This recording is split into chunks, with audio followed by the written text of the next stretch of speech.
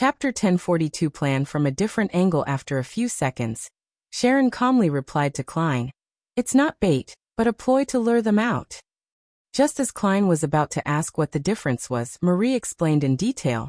Back when we were pursued by the Rose School of Thought, we discovered that they had quite a number of members in Backland. However, due to our lack of strength and our fear of traps, as well as to not attract the attention of the church, we didn't take any action against them. This time, we plan on attacking one of the more important ones. We'll deliberately miss some out, allowing the hidden ones to secretly escape, and pass the information to the Rose School of Thought's person in charge in Backland. In secret, the Sanguine's demigod will be watching them. Through the message chain, they will find the person in charge. That person must be a key member of the Rose School of Thought. Once he's killed or even captured, we'll take the next step in our operation based on the information we manage to obtain. That's more reasonable. The main point is to use your own understanding of the Rose School of Thought to create a plan instead of using yourself as bait. That's a way to effectively control the situation and not destroy Backland. Klein nodded gently and said, If that's the case, I can participate. He didn't say that he needed to think about it or return to confirm the level of danger. This was because this matter wasn't something that needed to be done anytime soon for Sharon and the Sanguine. When he divined problems, he could always call it off as a participant. What kind of payment do you need? Marie's standing posture relaxed as he asked. Klein smiled. If there aren't any accidents the entire time, I wish to receive 1 instance of free assistance from Ma'am Rionette Tynker. If I have to involve myself in the operation, I can always add the condition of having priority on the spoils of war. You can discuss this with Ma'am Rionette Tynker before writing to tell me the answer. In fact, he was still a little puzzled. He believed that with such a plan, there was no need to seek him out. With Miss Messenger hiding in the shadows, it was enough to prevent any accidents that Sherlock Moriarty could deal with. There's no need. Sharon, with her exquisite looks and pale face, shook her head gently like a doll. I can agree to it now. Has she already discussed it with Miss Messenger? Klein thought for a few seconds and honestly asked, Then why don't you directly ask Miss Rionette Tynker for help to prevent any accidents from happening?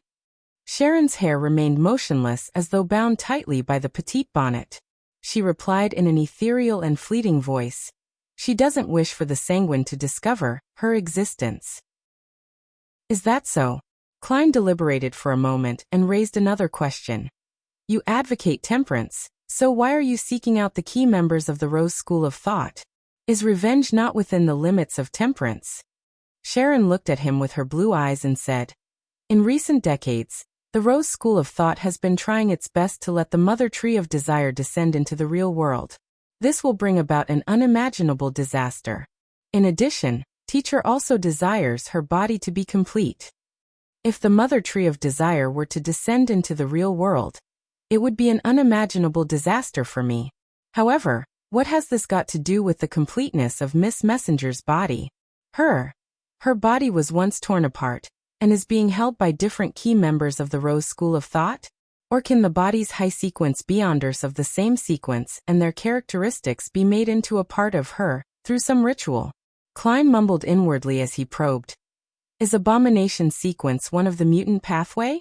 Then what are Sequence 2 and Sequence 3? He had asked Miss Sharon the first question before, but he had only received a vague answer. Sharon answered without any hesitation. She didn't speak too fast, but her voice remained ethereal and inhuman. I wasn't too sure about it in the past. Now I can confirm that Sequence 1 is Abomination, Sequence 2 is Ancient Bane, Sequence 3 is Cursed Artifact, but is now known as Disciple of Silence. Does that mean that you weren't certain when I asked you the last time? That is to say, when you summoned Miss Messenger and reunited with her, you managed to learn more secrets? Klein nodded in enlightenment. I have no more questions. After confirming the time for the operation, write to me. Thank you. Sharon once again floated up and bowed. Marie pressed his hand to his chest and slightly bent his back. There's no need. Klein stood up from the high stool and wore his top hat with a smile. This time, without a smacking sound, scarlet flames rose and engulfed him. Under the night sky, countless lights silently lit up in Backland, as though they were stars that were covered in clouds descending upon the land. With the few stars twinkling, Klein returned to the rental apartment at the periphery of East Borough. After changing his clothes and preparing to return to North Borough's Buckland Street, he heard a series of illusory pleas. It was from a man. After nodding in thought, Klein immediately took 4 steps counterclockwise and arrived above the gray fog. He extended his spirituality towards the constantly expanding and shrinking crimson star. As he expected, this corresponded to the moon Emlyn. The vampire who was already become a viscount prayed sincerely. Honorable Mr. Fool, I wish to apply for a mini-gathering that includes me, Mr. Hanged Man, Ma'am Hermit, Miss Justice, Mr. World. To Emlyn, these people are the Tarot Club's representatives in intelligence, experience and knowledge. Poor Leonard. Klein chuckled silently as he leaned back into his chair and agreed to Emlyn's request. Above the grayish-white fog, inside the ancient palace, 5 dark red beams of light appeared on both sides of the long bronze table, forming different figures. Mr. Moon, has the Sanguine's plan been finalized? Audrey greeted everyone before asking with interest. Emlyn surveyed the area and frankly said, yes, the detailed plan is this. Through 2 Temperance faction members who escaped from the Rose School of Thought. He recounted the plan Sharon had described to Sherlock Moriarty from a different angle to the world Gairman Sparrow and company. When he was done, he said, if we can obtain effective information, we Sanguine plan on seizing the opportunity to launch a surprise attack on the Rose School of Thought's headquarters. We hope to take an important item from them. What important item? Katlia asked curiously. This was an item that could spur an ancient faction into an attempt on attacking a secret organization's headquarters. It definitely wasn't simple. Its importance might even exceed that of an ordinary angel, stronger than some grade 0 sealed artifacts. Emlyn didn't hide anything. It's a holy artifact left behind by our Sanguine ancestor. I'm not sure what particular accident led to the Rose School of Thought obtaining it. A holy artifact left behind by Lilith. In the hands of the Rose School of Thought, the Sanguine has placed great importance on it. This time Klein, who was acting as the world Gairman Sparrow with his true body, had key points flashing through his mind. Then, together with his understanding of many secrets, he quickly had an unconfirmed theory. That might be the key to the Mother Tree of Desire's ability to intrude and control part of the Moon Domain's authority. This is something Miss Sharon and the others didn't mention. The Sanguine have kept things from them as well, and have quite great ambitions. Yes, I can't use ambition to describe them. That ancestor Lilith, whose identity is unknown, seems to have foreseen the chaos from the situation, and the coming of the apocalypse. Therefore, the Sanguine was made to change its style, and become more proactive, so as to have more things to rely on. This is the acquisition of a lifebuoy in preparation for the apocalypse. Klein didn't say a word as he listened silently. The others were also taking in the important information that the moon had revealed, and Alger was no exception.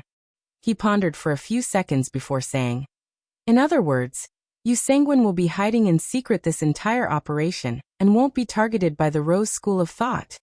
Yes, Emlyn answered rather casually. The Sanguine's plan was jointly decided by Duke Ulmer and Marquis Nibbs, as well as a few earls in Backland. Many problems had undoubtedly been brainstormed and reconsidered. Regardless, even if a pig were to live for more than a millennium, it would definitely gain a certain level of wisdom and experience. Alger nodded slightly. I have another question. How are you so sure that the Backland person in charge of the Rose School of Thought is only a saint? There might be more demigods or even an angel hiding. You should know very well that the situation in Backland is very complicated. It's not impossible for the Rose School of Thought to increase the number of powerhouses it has to plot certain matters. If that's the case, you will end up resembling thieves who wish to steal something, only to storm right into Civilau's yard. Civilau's yard was another name for the Backland Police Department. Emlyn became more relaxed. This time, Duke Ulmer will personally watch over the entire process. Even if the Rose School of Thought's angel descends, we can easily escape. In addition, no matter which side, they're not actually willing to create an intense conflict in Backland. Without any crushing advantage or the confidence to not cause a huge commotion, they will naturally cease any fighting. Upon hearing his answer, The comers of Catlia's mouth curled up indecemably as she warned. To beyonders who aren't demigods, even a slight clash between angels would produce aftershocks that are enough to destroy them. Emlyn snapped out of his state of drowning in pride from experiencing the potency of the sanguine. He was momentarily at a loss for words. At this moment, Audrey's eyes darted around as though she was thinking of something. Mr. Moon, what do you need to do in this plan? What do I need to do? Monitoring the secret members of the Rose School of Thought, and locking onto the true target from the information received will be done by Earl Mistral. The one who will ultimately take action is Marquis Nibs, Earl Mistral, and the Rose School of Thought Temperance faction's demigod. Duke Ulmer will be the one monitoring in secret to prevent any accidents. And my only job is apparently to contact that wraith named Marie and maintain communications between both parties. The more Emlyn thought about it, the odder his expression became. It seemed like there was nothing for him to do, or at least, nothing particularly important. Chapter 1043. Each having their own plans. Emlyn blinked as he leaned back in his chair. He spoke unhurriedly and with a hint of a smile, he answered Miss Justice's question. What I need to do is very simple. My role is to ensure that both parties can complete the collaboration successfully. That means you don't need to participate in the battle, right? Audrey had originally wanted to press with such questions, but after sizing up the moon, she reflected on the words said and said with a faint smile. Since that's the case, there's only one thing you need to do to ensure your own safety. Makes sense. I can't affect myself because of this matter. Anyway, there's nothing that needs my assistance. I'm not in charge of the risky parts of the operation. I'll later rent Lamenos Travels and spend money to get the world to record a few pages of teleport. My safety will basically be guaranteed. Emlyn thought for a few seconds and said with a nod, excellent suggestion. As there were no other members of the Tarot Club participating in the Sanguine's hunting operation, and wasn't under their control, the private men gathering quickly ended, and the participants returned to the real world. Klein wasn't in a rush to leave. After his figure disappeared, he appeared in the Fool's Chair again and beckoned for the unshadowed crucifix and the Marauder Pathway mystical item, Broken Finger. At that moment, the surface of the two grayish-white tweezers that resembled the polishing of finger bones had produced a piece of gravel that sucked all the light around it, making it look pitch black. It slowly swirled and gathered as though it was trying to form a new shape. As for Broken Finger, the grayish-white color had turned transparent as it reflected some light, producing tiny holes. The unshadowed crucifix can actually slowly purge the Beyonder characteristics from mystical items and sealed artifacts, and let them combine together. Of course, the premise is that there's a power similar to the mysterious space above the gray fog to suppress it, allowing it to willingly make contact with items with Beyonder characteristics. Klein nodded in satisfaction. At this moment, the grayish-white Broken Finger suddenly began to belt out in a fervent voice. Oh my son! Praise you! Praise the sun! As the tweezer-like object sang, a cracking sound emitted from it as though it would shatter into pieces at any moment. But this did not affect its praise of the sun. Klein gaped at the scene, momentarily at a loss for what expression to show. After a few seconds he sighed. He separated the unshadowed crucifix and Broken Finger, and threw them to the corner of the junk pile in different spots. He then suppressed the former using the powers of the gray fog. Then he prepared to leave and return to the real world. At this moment, the point of light, which represented the fool's only believer, emitted ripples of light as the sounds of stacked prayers were heard. Klein reined in his thoughts and extended his spirituality over. Immediately, the scene of Danitz praying in his room surfaced before his eyes as a corresponding voice echoed in his ears. Honorable Mr. Fool, your faithful servant wishes you to pass the following words to Gairman Sparrow. According to my captain, there are many items at sea that's rumored to belong to Vice Admiral Ailment. But without any exception, they're all fake. And ever since she was injured after that assault, this pirate admiral has placed great care in the secrecy of her course and seldom plunders. The last time her ship appeared was 2 months ago at Theros Island west of the Berserk Sea. Later, it cruised into the massive ocean, her whereabouts unknown. The foreign object in Anderson's stomach is now controlled to some degree, and is separated from his body to a certain extent. It won't be able to penetrate his flesh for a very long period of time. There are two ways to completely resolve this latent problem. One is to seek the help of the Sun Pathways sequence 4 Unshadowed. However, this has quite a high possibility of cleansing most of his Beyonder characteristics. The second is to find the Hunter Pathways sequence 4 Iron-Blooded Knight potion formula. Through the help of the ritual and ingredients, he can directly absorb the foreign object. Anderson is inclined toward the latter choice. He's happy to take the risk. It's obvious that Danitz is forwarding me Vice Admiral Iceberg's answer by imitating her style. This isn't his usual style of speech. However, some of his terms aren't precise enough. Could it be that Danitz had secretly modified it to use terms he understands better? Is he worried that Gehrman Sparrow wouldn't be able to understand?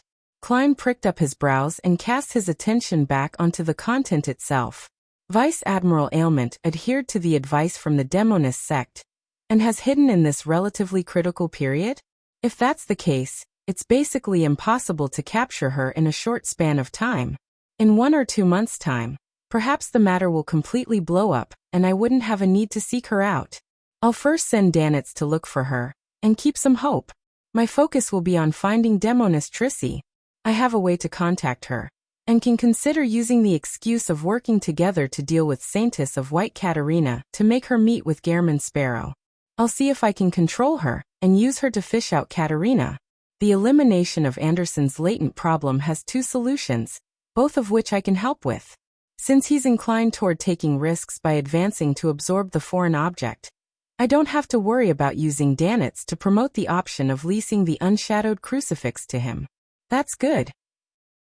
At least I don't have to worry about the crucifix given by Adam creating some nasty chemical reaction with the foreign object Adam left in him. As for the potion formula for Iron-Blooded Knight, with how Anderson had played an important role in luring in Sanguil, it's not like I can't give it to him. The foreign object in his stomach is Adam's payment. I can't directly bestow it to him since he isn't a believer of the Fool.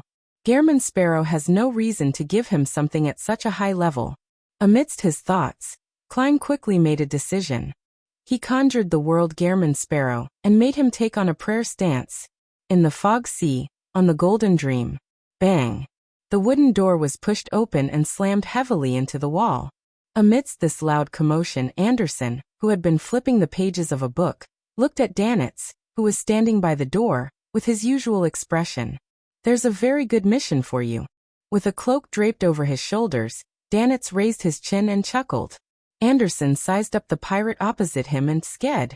You seem to be very smug. What's the mission?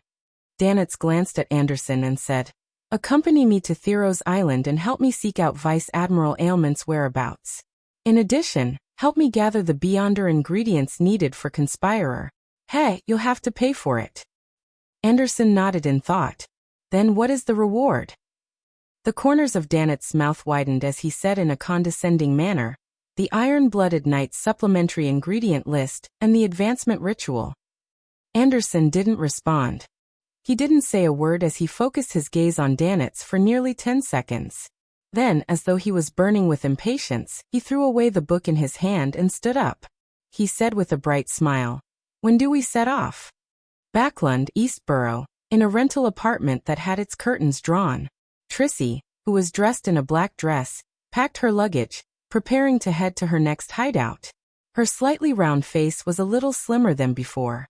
Apart from her sweet smile, she had an indescribable, elegant and beautiful look.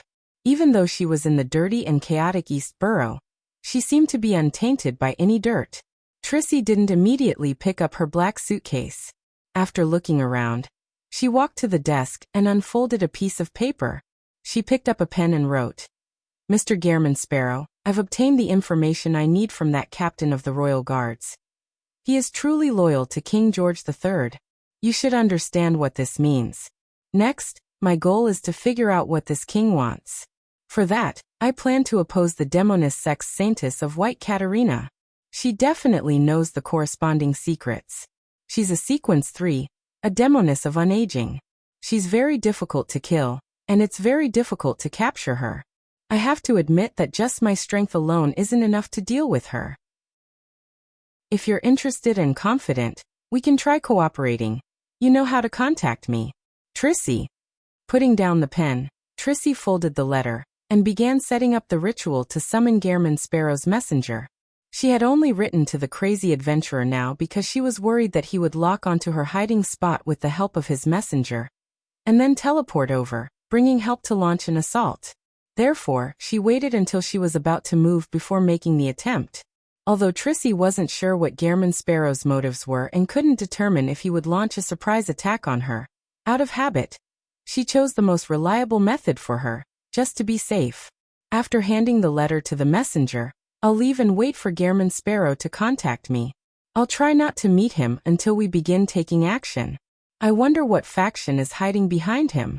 I have to focus on mobilizing and using him, and not to trust him too much. This is indeed troublesome, but it's sufficiently safe. As Trissy thought, she ended what she was busy with and took 2 steps back. Looking at the candlelight, she chanted in ancient Hermes, I summon in my name, the spirit that wanders about the unfounded, the friendly creature that can be subordinated, the messenger that belongs to Gehrman Sparrow.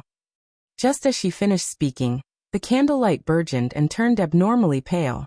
Following that, a figure stepped out of the candlelight and wore a dark and complicated robe, holding 4 blonde, red-eyed heads. The 4 heads had 8 bloodshot eyes that darted around simultaneously as they cast their gaze at Trissy. Trissy's pupils dilated as though she saw something extremely terrifying. Chapter 1044. Placing herself in the tide's backland, St. George Borough, in a factory room filled with junk. Light flashed in a mirror filled with obvious cracks. Its surface turned dark and deep, as though it was connected to another world. Suddenly, a white hand reached out from under the mirror, as though it had penetrated through layers of aqueous waves. A figure walked out from the shadows. She was none other than the sweet and beautiful demoness Trissy in a long black dress. There was a rare paleness to her face, as though her face had lost all its ruddiness. Her forehead was covered in dense beads of sweat. With a smacking sound, the suitcase in Trissy's hand fell to the ground. She could hardly suppress the horror in her eyes. She then muttered to herself blankly, his messenger is actually an angel. At that moment, Trissy felt a chill run down her spine, as though a cold wind had blown at her. She had never expected how dangerous it would be to summon a messenger previously. Thankfully, the woman holding the 4 heads in her hands watched her silently for a while before she left without doing anything. 160 Buckland Street, inside Dwayne Dantes's mansion. Who's it from? Klein asked with anticipation as he received the letter from Miss Messenger. The 4 heads in Rionette Tinker's hands spoke one after another. Vessel of dirtiness, darkness, this nickname. Klein was taken aback when he heard that. For a moment, he didn't immediately figure out who Miss Messenger was referring to. In his mind, the people who knew how to summon his messenger quickly flashed past, one by one, as he filtered through them. In a few seconds, he had the corresponding guess. Trissy. From what Klein knew, this demoness, who had been renamed to Trissy Cheek, might very well be one of the mediums for the primordial demoness awakening or descent upon the world. In such a situation, calling her a vessel wasn't wrong. And people who knew enough about the mysterious world knew that the primordial demoness was an evil goddess, one that was known as the ultimate bringer of the apocalypse that would end everything. She had the creation of the apocalypse and the destruction of everything as her mission. She also wielded authorities such as desires related to feelings and emotions. It wasn't very apt to describe her with dirtiness and darkness, but it was understandable. Similarly, dirtiness and darkness could also describe Trissy, who had been corrupted by the evil goddess to a certain extent. As expected of an angel, she actually dared to say that about the primordial demoness. Klein secretly marveled as he opened the letter and quickly read it. At that moment, he suddenly recalled something. He hurriedly looked at Miss Messenger and said, "What reaction did the sender have when she saw you?" She was very scared. Rionette Tinker's 3 heads spoke one after another without giving the last one a chance to speak, as its head was simply left agape. Klein's expression turned slightly heavy as he deliberated and asked, "Did you mark her?" The head of Rionette Tinker, which failed to speak previously, rushed to speak. No, the remaining 3 blonde red-eyed heads added. Because she had the aura of primordial. Klein fell silent for a few seconds before nodding. I understand.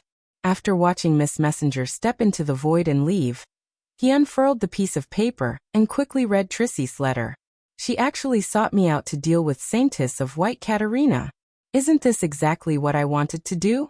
Klein's eyes shimmered a few times as he immediately rummaged for a black sticky blob. Right on the heels of that, he transformed into Gehrman Sparrow and smeared the blob uniformly onto a tiny mirror in the room. After patiently waiting for nearly 10 minutes, the black sticky blob vanished into thin air, leaving nothing behind. Klein had failed to contact Demoness Trissy. As expected, Trissy, who has been corrupted by the primordial Demoness to a certain extent, managed to identify Miss Messenger's level, and was given a fright. She probably wouldn't communicate with Gehrman Sparrow anytime soon. Sigh, if I had known Miss Messenger is a special angel, I definitely wouldn't have let her appear in front of Trissy, or I would have informed her that if a Demoness were to summon her, she can bring both the person and letter over.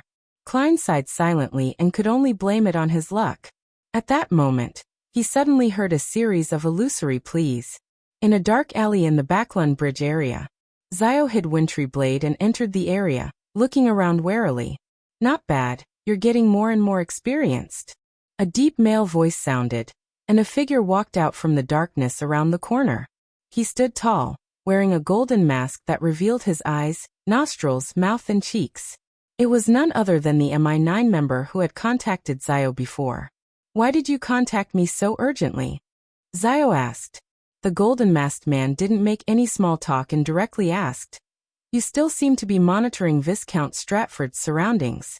Have you discovered anything unusual recently? Zio thought and said, yes.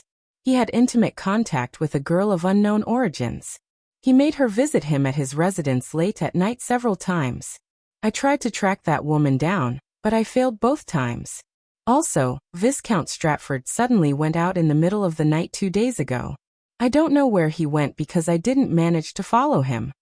The golden-masked man tersely acknowledged this as he went deeper into the details. Zio answered according to the details she had seen back then. She only concealed the fact that she had met Charmaine in the carriage, and how she had followed Viscount Stratford all the way outside the warehouse. Not bad. Your persistence was rewarding. The golden-masked man nodded slightly. He didn't seem to doubt what Zio had said. He sighed and said, with this your contributions to us will increase significantly. To be frank, if this continues, you'll soon be able to accumulate the contributions needed for the Sequence 6 potion. However, before that, there will definitely be a strict examination. And with your background, it will fail the examination without a doubt. After all, I know it very well. Actually, there's no need for you to seek the truth.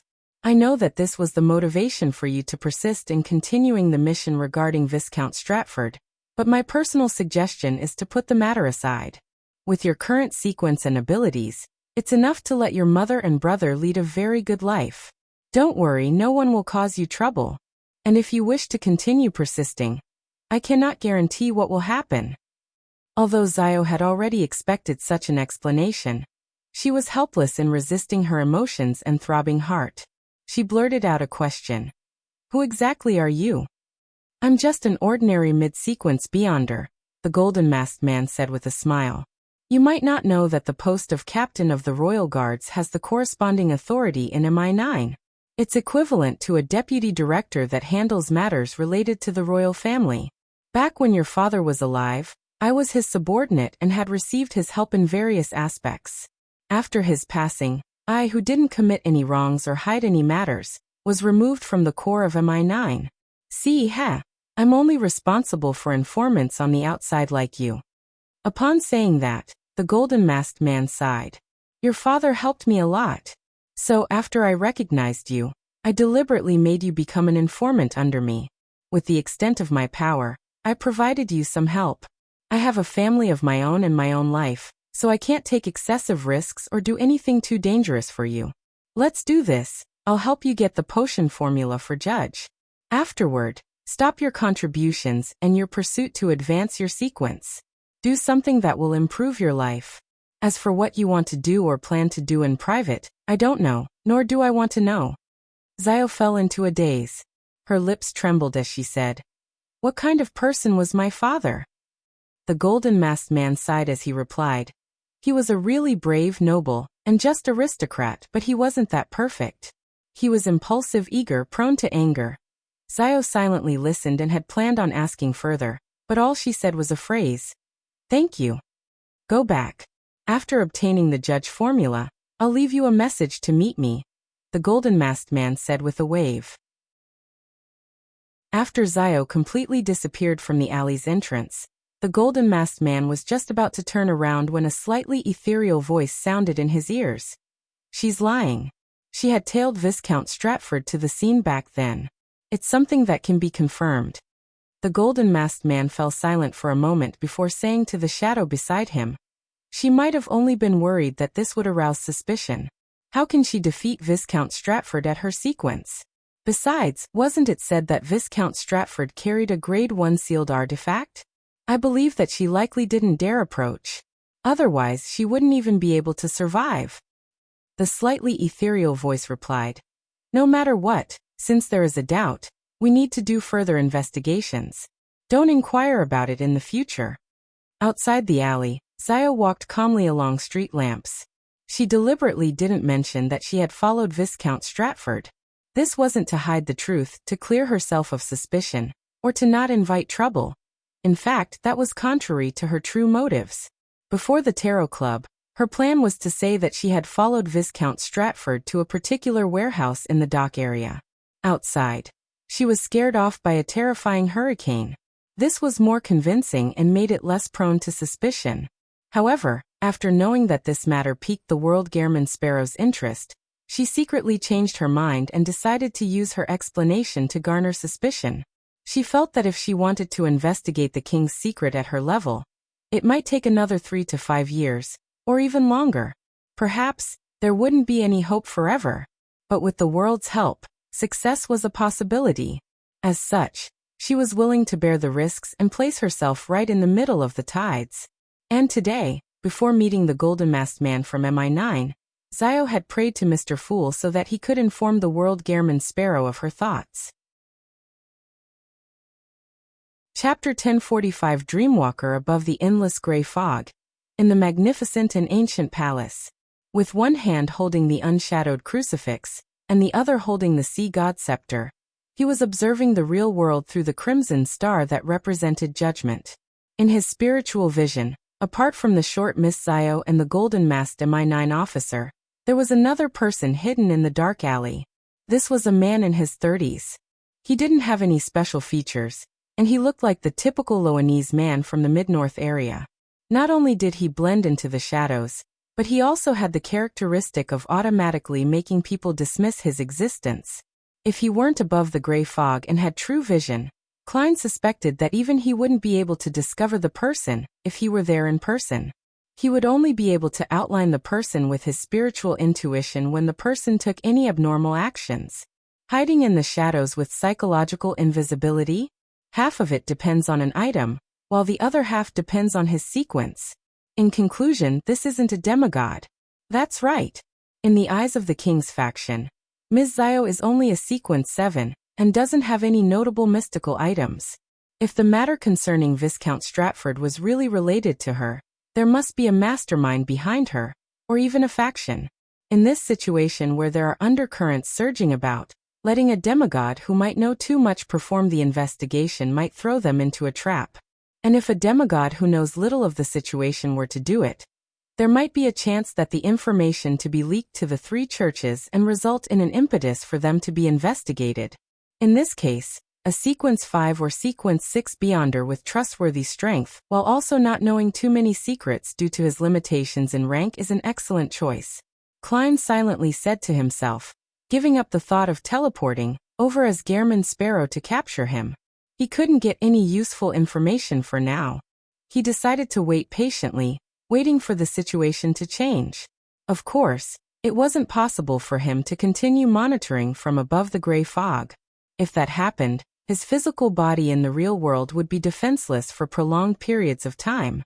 An accident would be disastrous. Hence, he created a batch of charms and handed it to Judgment, the magician, and the other tarot club members. They were to immediately activate the charms if the situation deteriorated. That way, they could receive the help of the world. This would be simpler than directly reciting the honorific name of the fool to get him to forward the information. This was inspired from the Evemite coat of arms that the ascetic leader of the Church of Evernight, Ariana, had provided him. It was equivalent to a solidified ritual that pointed to him. From a mysticism angle, the principle wasn't complicated. The difficulty needed in carrying out the ritual was that the target could react upon receiving the news from a distance away. This was to mean that for a limited distance, a sequence 3 saint was fine, but for unlimited distances, it needed to be at the angel level. As a newly advanced demigod, Sparrow was able to allow the charm to be useful because, when he made it, he used the corresponding honorific name and symbol of sea god Calvetua. And with the help of the gray fog, he could respond throughout the world.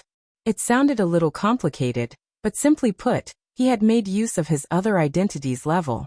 As for the materials used for the charms, they were mostly tin, extremely easy to obtain and cheap.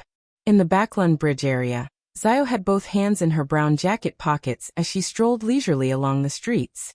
Under the light of a street lamp that was quite a distance away, her expression was relatively calm, but she was unusually tense. The hands in her pocket either held the handle of the wintry blade through a hole, while the other was holding onto a charm made of tin with some force. That was the summoning charm, provided by the world Gehrman Sparrow. As she walked, she made several detours without suffering from any ambush. The night remained quiet and tranquil. Initially, she was worried that the king's faction would be able to openly capture her through MI9 or other official organizations, and bring her back for an investigation. In this case, summoning Mr. World would only lead him into an extremely awkward and dangerous situation. It was equivalent to being at odds with all the official factions in Backlund. But later, she realized that such a development wouldn't occur. This was because her existence would be exposed to the 3 churches. When that happens, the ones doing the investigation definitely wouldn't be the king's faction inside MI9. The investigation must be done in secret. The person that appears might not even be someone from the military. Well, they're still watching, afraid that I'm only bait? Mr. World said not to trouble him if we can resolve it ourselves. Zio looked around her without letting down her guard. She didn't continue loitering outside, and returned to the periphery of East Borough, and entered her rented condominium. Frankly speaking, she didn't want to involve Furs in this risky endeavor. However, the 2 of them were the ones who had been following Viscount Stratford. This meant that Furs had also been put on the investigation list. Although as long as Furs hid in East Borough and seldom went out, it wasn't certain that MI9 could find her. Doing so would lead to the corresponding investigations to reach out further. Based on her past experience, family and friends, as well as people communicated by letters would definitely be investigated. This easily affected others. Furthermore, if the 2 of them hid separately and didn't stay together, the feeling of them being bait became too obvious. It made it difficult for them to hook up any targets. After getting Furs's approval, Zio finally chose to face the subsequent development with her friend. Opening the door and entering the house, Zio had just taken off her cap when she saw Furs put down the magazine. She stood up, curled her hair, smiled, and asked, "You weren't followed, right?" This was a secret signal that the 2 of them had agreed upon ahead of time. On the surface, it showed their concern about being followed, but they were actually asking if they had been investigated. No. Zio shook her head seriously. Furs didn't continue this topic. Instead, she went on, grumbling about how she couldn't buy any good tea leaves or alcoholic beverages in the vicinity. It required her to walk very far to find them. This warm and peaceful atmosphere continued till late at night. The 2 of them entered the bedroom and slept in a bunk bed. After the candles were extinguished, Zio was about to say something when a holy light suddenly appeared in front of her. The light instantly condensed into a silhouette, and 12 pairs of wings formed from scarlet flames appeared on its back. The figure descended and the layers of wings closed, enveloping Zio. Mr. Fool's angelic blessing. Zio was instantly enlightened. This was also a matter that she had solemnly asked Mr. Fool when she made the prayer to contact the world Gehrman Sparrow, as she already knew that, apart from the Demonist sect, the psychology alchemists was also working with the King's faction. And not only were Beyonders of the Spectator pathway capable of hypnosis, but they could also dreamwalk. They needed to be careful of any investigations that used these two powers. If she didn't prepare herself, she suspected that she wouldn't even detect an investigation that had been carried out, let alone be able to inform Mr. World. Everything quickly calmed down. Zio opened her mouth and said to Furs, who was sleeping in the bunk beneath her, "Good night." "Good night." Furs didn't react in time, as though she was almost falling asleep. This made Zio realize that she had also received the angelic blessings. Time ticked by and the two fell asleep. After an unknown period of time, the dazed Zio suddenly snapped awake, aware that she was dreaming. Right on the heels of that, she felt something shadowy floating in the dark sky, and all kinds of thoughts from deep within her heart surged out to form a dream. These thoughts were mainly things that she had been most keenly aware of recently, including the night she barged into the warehouse and attacked Viscount Stratford. At first, Zio was a little frightened. She wanted to wake up from her dream, but no matter how hard she tried, she couldn't extricate herself from that state. It was as though she was still in a dream even when she opened her eyes. She quickly calmed down and tried to control those thoughts, only to realize that it wasn't difficult. Thus, the memories of the attacks on Viscount Stratford were buried. However, after some consideration, Zio deliberately didn't do it well, leaving some clues behind. In the dreamland, she and Furs discovered that something weird had happened inside the warehouse, but it wasn't the same account she gave to MI9 that the tornado tore through the roof. Furthermore, they didn't escape immediately. Zio believed that this would allow the person who invaded her dreams to notice a problem, but be unable to resolve it. After this, the investigators would confirm that there was a demigod or some faction behind the two of them. They would then believe that they weren't too difficult to deal with, because the level of the secret wasn't too high. This way, it was likely that they would send a demigod to deal with the aftermath. And this was a development that Zio anticipated. After all, every demigod had a high probability of knowing the king's secrets due to the positions they occupied. At this moment, Zio's dream began to turn scattered, as though she had escaped some sort of guidance. She knew that this was a sign of the intruder leaving. For the rest of the night, nothing abnormal happened to her and Furs. The sky lit up and the morning sun's rays started to emanate through the thin fog. After breakfast, Audrey brought along her big golden retriever Susie, her personal servant Annie, and her bodyguard. They boarded their carriage as usual, and headed for the Lone Charity Bursary Foundation at 22 Phelps Street. The chiming of bells rang out from the outside occasionally, bringing with them some sort of special energy. It made Audrey turn to look at the street, and take in the sights of people coming and going. This calmed her down and made her feel more energized. She only felt that the whole world was filled with vibrancy. Just then, from the corner of her eye, Audrey saw a figure in the carriage. The figure was wearing a black three-piece suit, a dark red bow tie, and held a top hat in his hand. His hair was completely white, but it was still thick. His light blue eyes seemed to contain infinite wisdom. This was Vin Rambus, the psychology alchemist's counselor, a demigod from the Spectator pathway. Suddenly, Audrey fell into a daze, as though she had lost all her vigilance and wariness. In the carriage, Susie, Annie, and the others wore vacant looks as though they had entered a state of blankness. Vin Rambis's gentle voice rang out. "Two things. Firstly, don't you know Furs and Zio? Arrange to meet them and hypnotize them." Chapter 1046 A Test. That gentle voice seemed to resonate with the thoughts deep in Audrey's heart. She only felt a little resistant to it before feeling as though it came from her heart, and that it was her truest thoughts. Vin Rambus looked at her emerald green eyes and said unhurriedly, "Secondly, in the upcoming banquets and balls, don't be as opposed as before to the few princes who take the initiative to show their fondness. Also, praise them a few times in front of Earl Hall and his wife. Remember all of the above. This is the reflection of your subconscious. Then, forget that I once said these things to you. Forget that this behavior is different from your usual behavior. Don't try to seek blessings. and stay away from key spots in the Church of Evernight's Mass. With that said, Van Rambus retracted his gaze from Audrey's eyes. He turned to cue Annie and the rest, preventing them from being surprised by their mistress's subsequent odd behavior. After dealing with all these things, he disappeared from the carriage without causing a stir. Ring. Another bike passed by the window as Audrey's slightly anxious eyes recovered their luster. She looked at the people on the street coming and going when she suddenly let out a soft exclamation. Then, embarrassed, she turned her head to say to Annie and the rest, "I forgot something. I have to visit Glaint first." At this moment, the carriage hadn't left Empress Borough and wasn't too far from Viscount Glaint's residence. The servants like Annie didn't find it strange or become put in a difficult position. They quickly instructed the coachman to turn into another street. This continued until 20 minutes to 10 in the morning. Audrey finally arrived at Phelps Street. She walked into the second floor of the Lone Charity Bursary Foundation and entered her director's office.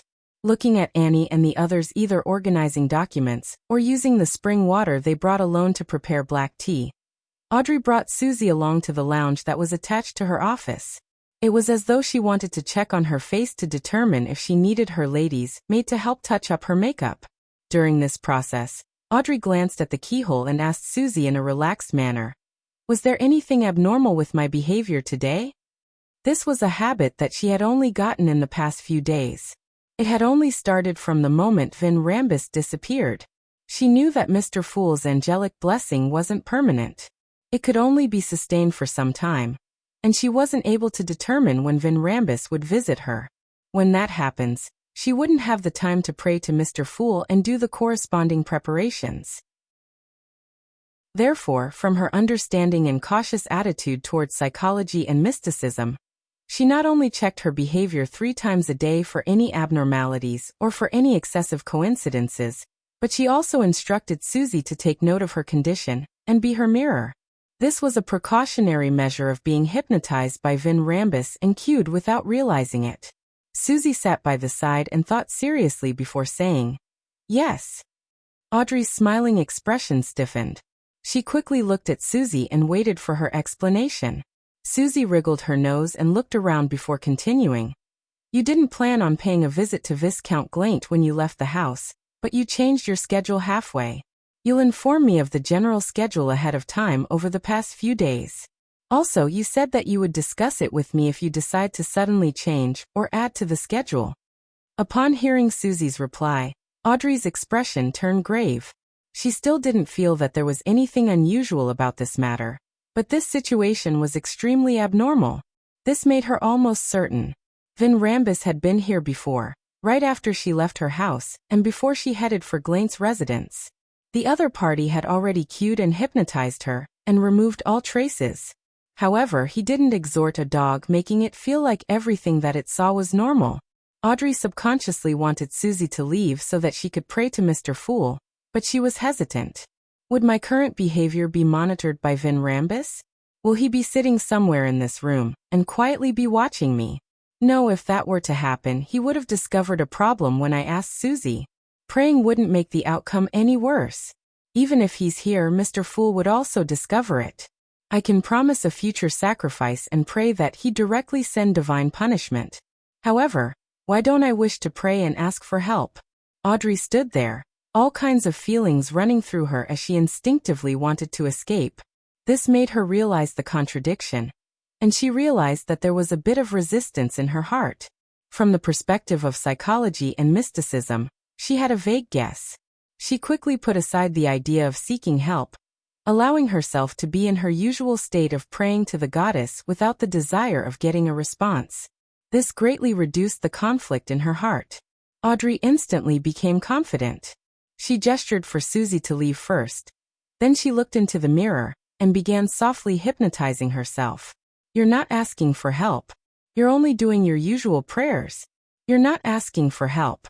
You're only doing your usual prayers." After repeating it over and over again, the vortex deep in the light greenness of Audrey's eyes that could suck a person's soul slowly dissipated, and her eyes returned to normal. She then raised both her hands and placed them between her mouth and her nose.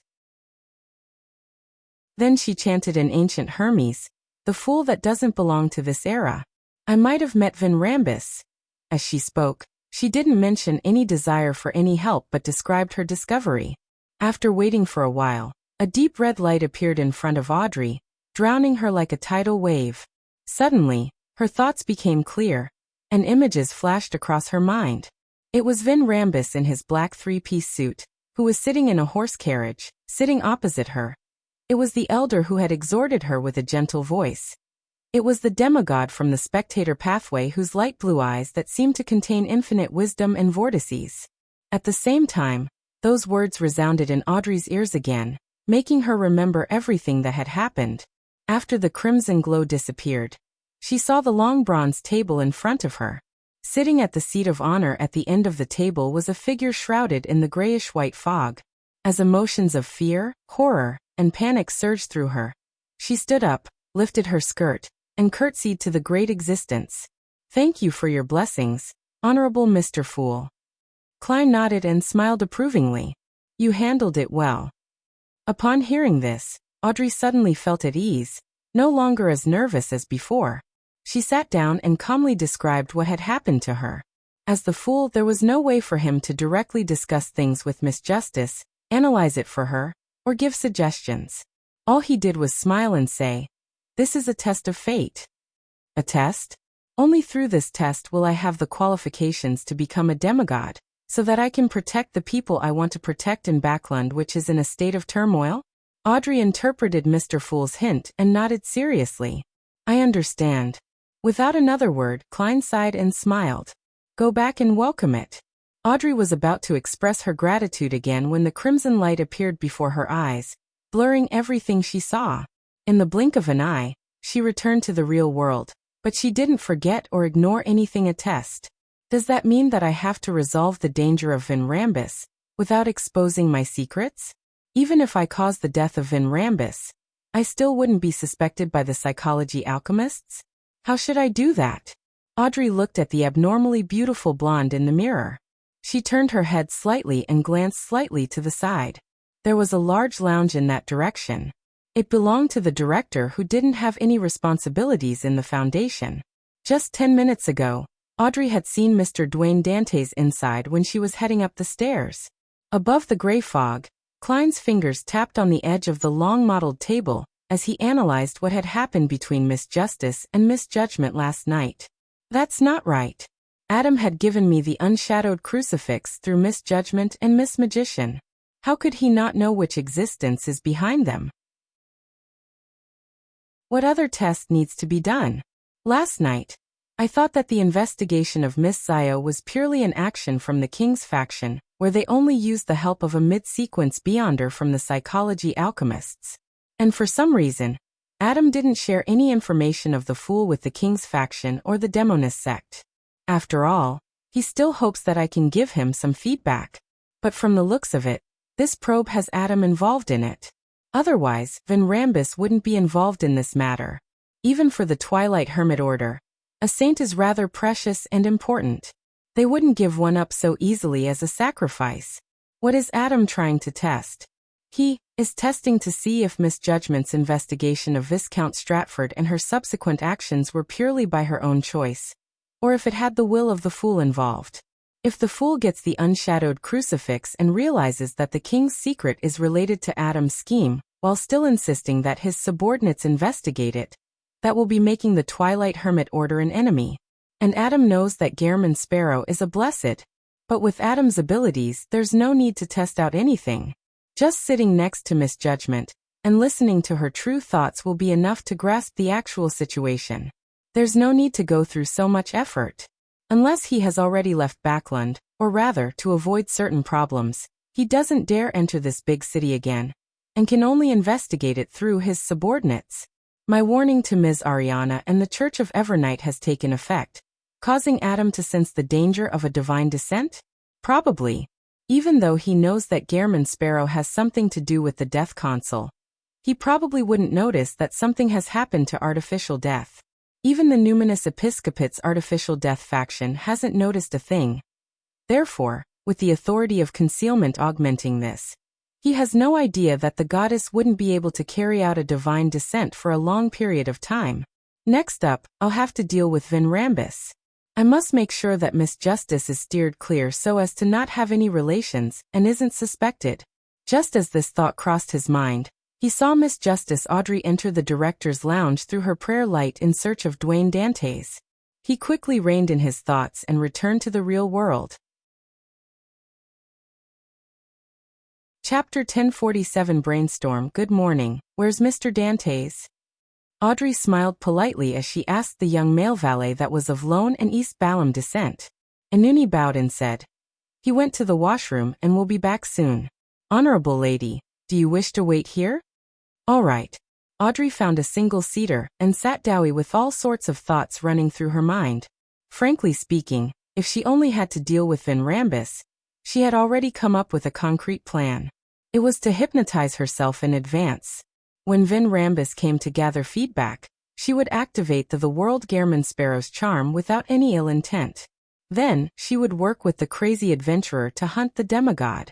Humph. In order to ensure that there aren't any problems, I can also make a request to Ma'am Hermit for help.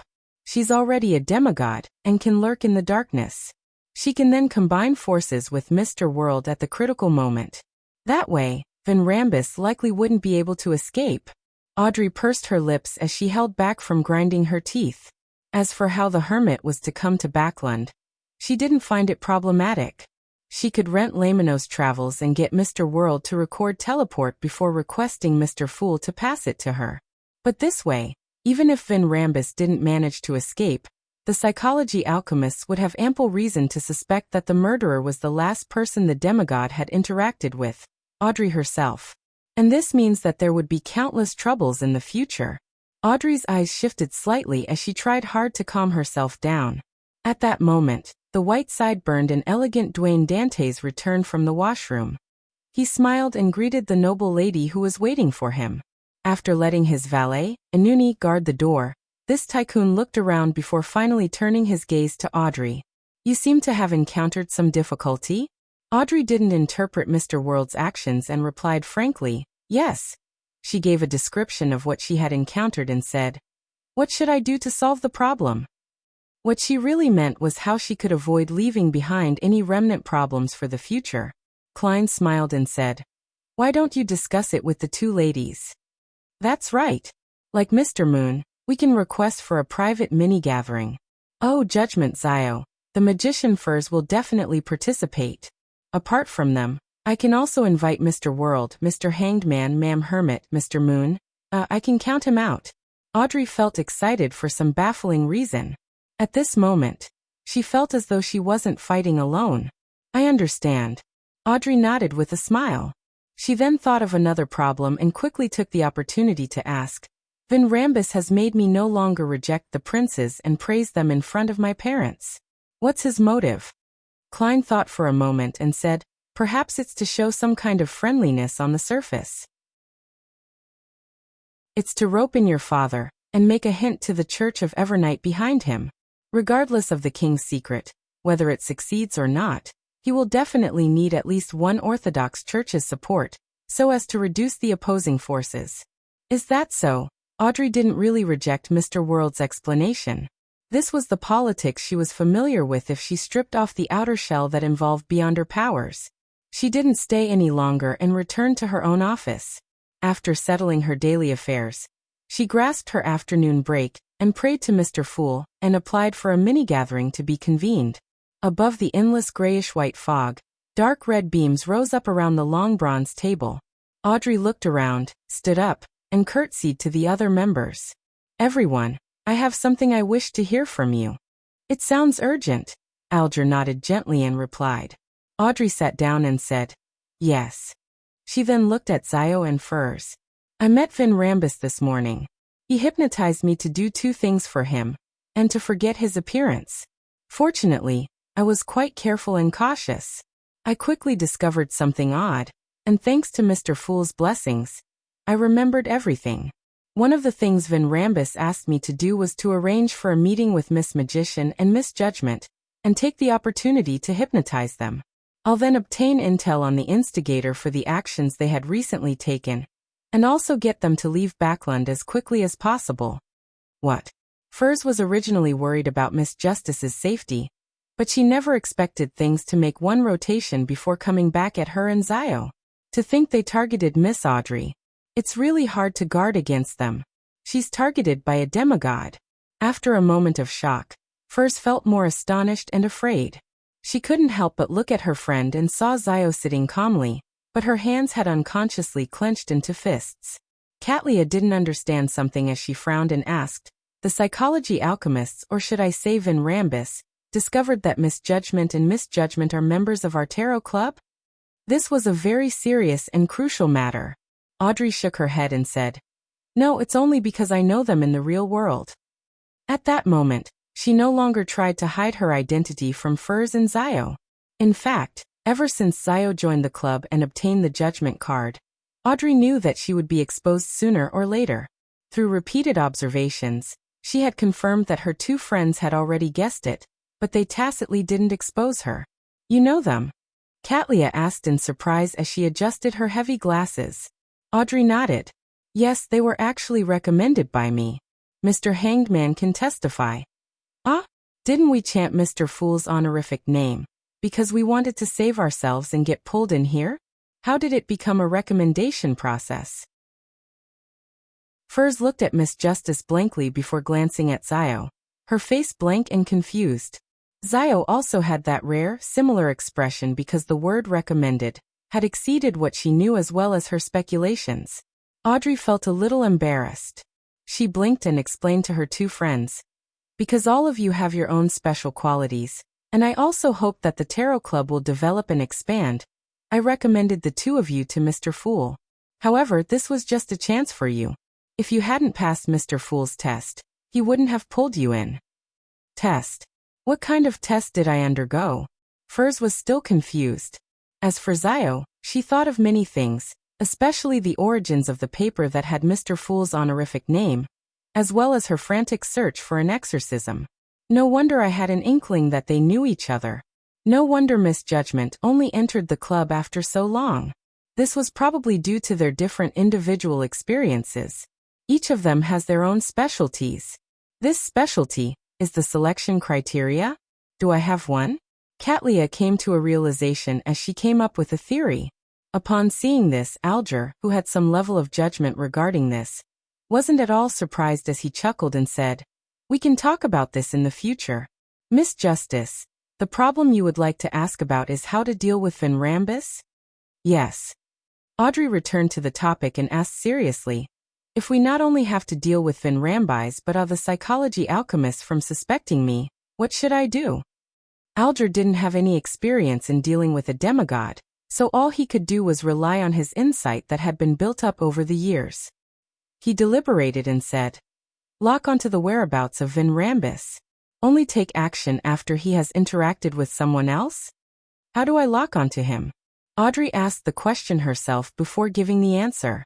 After getting the answer from Miss Judgment and Miss Magician, "I'll wait until Vin Rambus leaves after I meet him again.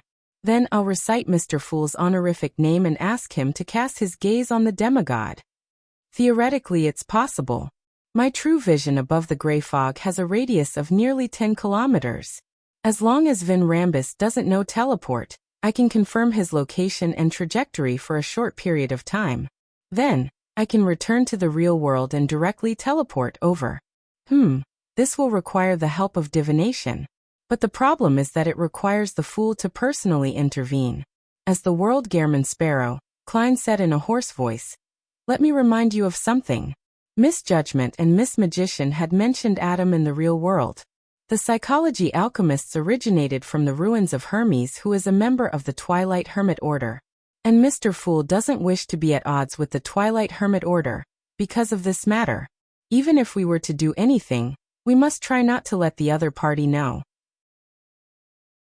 This string of words contained a lot of information that made Alger, Katlia, and the rest feel like they were seriously experiencing a literal brainstorm. Zio and Furs were even more shocked. So that organization is called the Twilight Hermit Order. Mr. Fool doesn't want to be its enemy over this matter. Is it because he had just finished collaborating with the Angel of Imagination Adam over the matter of Insanguo? I never expected the psychology alchemist to be related to the Twilight Hermit Order. Wait, Hermes? He's still alive? He's actually a member of the Twilight Hermit Order? The members of this organization are really unimaginably important figures? Alger first glanced at Gehrman Sparrow before failing to resist the urge to look at Catlia. He realized that the latter was equally shocked without hiding it. The Twilight Hermit Order. Is this the ancient secret organization that Emperor Roselle joined? Catlia mumbled to herself as if she was seeking confirmation. Gehrman Sparrow gave the answer. Yes. After you return to the real world, it's best if you don't think about matters like this again. You'll easily be detected. If you don't trust yourself, you can get Miss Justice to give you some psychological cues. Chapter 1048 Real and Fake. Spy 1 in the ancient palace above the gray fog. With the world Gehrman Sparrow's words coming to an end, no one spoke for a moment. The entire place was silent. The psychology alchemists are cooperating with the King's faction and are investigating Zio and I. The founding of the psychology alchemists originated from the discovery of a Hermes ruins, and Hermes is a member of the Twilight Hermit Order. Its leader happens to be Angel of Imagination Adam. And Zio and I had mentioned Adam in the real world. We're in the sights of a king of angels? This. In the world of mysticism, just a slight mistake can result in such dangerous circumstances? Furz's mind was filled with Gehrman Sparrow's warnings as she was gripped by horror and panic. Although she had experienced many things in the past, she had never had such a clear realization of the thorny path beyonders tread. Any mistakes could lead to a terrible consequence. I have to be more cautious in the future. Of course, the premise is that I can survive under the watch of King of Angels Adam. May Mr. Fool bless me. Furz seriously reflected on the matter and silently prayed. Zio also didn't expect her situation to be so perilous. She didn't expect that something like this would involve a king of angels. She couldn't help but feel horrified and fearful, but she had already decided to sacrifice herself for the truth. She rapidly calmed down, but couldn't help but shoot a glance at the magician, feeling guilty for pulling her good friend into this conundrum. At this point in time, crying and feeling remorse won't solve the problem anymore. All I can do is try my best to keep Furz alive at the critical moment. Fortunately, there's still Mr. Fool's blessings. Zio cast her gaze at Justice Audrey as she thought to herself, then what should we do next? She had mixed feelings towards Miss Justice's recommendation. On the one hand, she knew that Audrey thought highly of the Tarot Club and had recommended her purely out of good intentions. On the other hand, she felt that she had gained the notice of a secret existence for no good reason. Thankfully, it was Mr. Fool, or she would have died a tragic death long ago. Even her soul wouldn't be able to receive deliverance. Well, I guess it's because I voluntarily chanted Mr. Fool's honorific name that I was dragged into it. There wasn't any coercion. Ultimately, I'm sitting here of my own volition. It has nothing to do with Miss Justice. Also, if it weren't for her recommendation, I might never have such an opportunity to grow stronger to seek out the truth. Zio pursed her lips as she furtively took a deep breath. Justice Audrey knew about the relationship between the Twilight Hermit Order, Hermes and Adam, so she was the calmest one there. She just never expected that Furz and Zio's casual mention of the Angel of Imagination had garnered his attention. This made her have an unprecedented awareness of the horror behind the words, any mention of it will be known. After some deliberation, Audrey looked at the world Gehrman Sparrow and tried to interpret his words. Does Mr. Fool mean that he doesn't want to directly make an enemy of the Twilight Hermit Order at the moment? Does that mean that it can be done indirectly? Klein nodded slightly and said, that should be the case. Does it involve interfering with divination, one's attention and prophecies? Audrey asked. At this mini-gathering, the world Gehrman Sparrow represented the will of the Fool. Klein laughed and hoarsely said, perhaps a little more indirect. He answered vaguely because the Fool hadn't thought of what to do either. Their conversation seemed to inspire Alger. He looked at Justice, the Magician and Judgment, one after another. Which of you is a believer of the Evernight Goddess? He was almost certain that at least one of the three ladies believed in the Evernight goddess. After all, among the people of Lone and the residents of Backlund, the standards for women, and those who had been educated, these filtered out most of the believers of other deities. I am, Zio said without hiding anything. Audrey raised her hand slightly. Seeing this, Alger nodded slightly. We can try to mislead someone and make it seem like the Church of Evernight did something against Vin Rambus, not the Tarot Club. As he said this, Alger skillfully changed the pronoun he used to refer to the group. He was only invited to be a consultant, and wouldn't actually be involved in the matter. He should have said you should do this and that, but he had chosen to use we, pushing the blame to the Church of Evernight. This line of thought seems really familiar. Klein and his The World Gehrman Sparrow's manifestation suddenly found it amusing. Then how should the misdirection be done? Audrey's eyes shifted slightly as she hurriedly asked. Alger looked around and said, Vin Rambus only hypnotized you to not seek blessings, and sit in key spots at the Church of Evernight's Mass where you can be cleansed to a certain degree. But he didn't ask you to avoid the Church of Evernight's Archbishop. You can use this to create an opportunity. Meet the Archbishop. Of course, there's no need to say anything. This way, when Vin Rambus dies or vanishes, the psychology alchemists will most probably suspect that the Church of Evemight had detected something wrong with you and had set up a trap. Without waiting for Miss Justice to respond, he looked at Zio. After you're hypnotized but before you leave Backlund, head to the nearest church of the Evernight goddess and pray seriously. Act like a spy sent by the Church of Evernight to infiltrate the Tarot Club. This will misdirect the psychology alchemists into believing that the matters pertaining to Vin Rambus were done by the Tarot Club, but was in fact a smokescreen. The true mastermind behind all of this is the Church of Evemight, acting like a spy in the Tarot Club that was sent by the Church of Evernight. Well, Klein felt a little guilty. He was a genuine blessed of Evernight, and Leonard was a genuine Red Glove. It should be said that the Tarot Club's convener and host, Mr. Fool, also draws the crimson moon on his chest.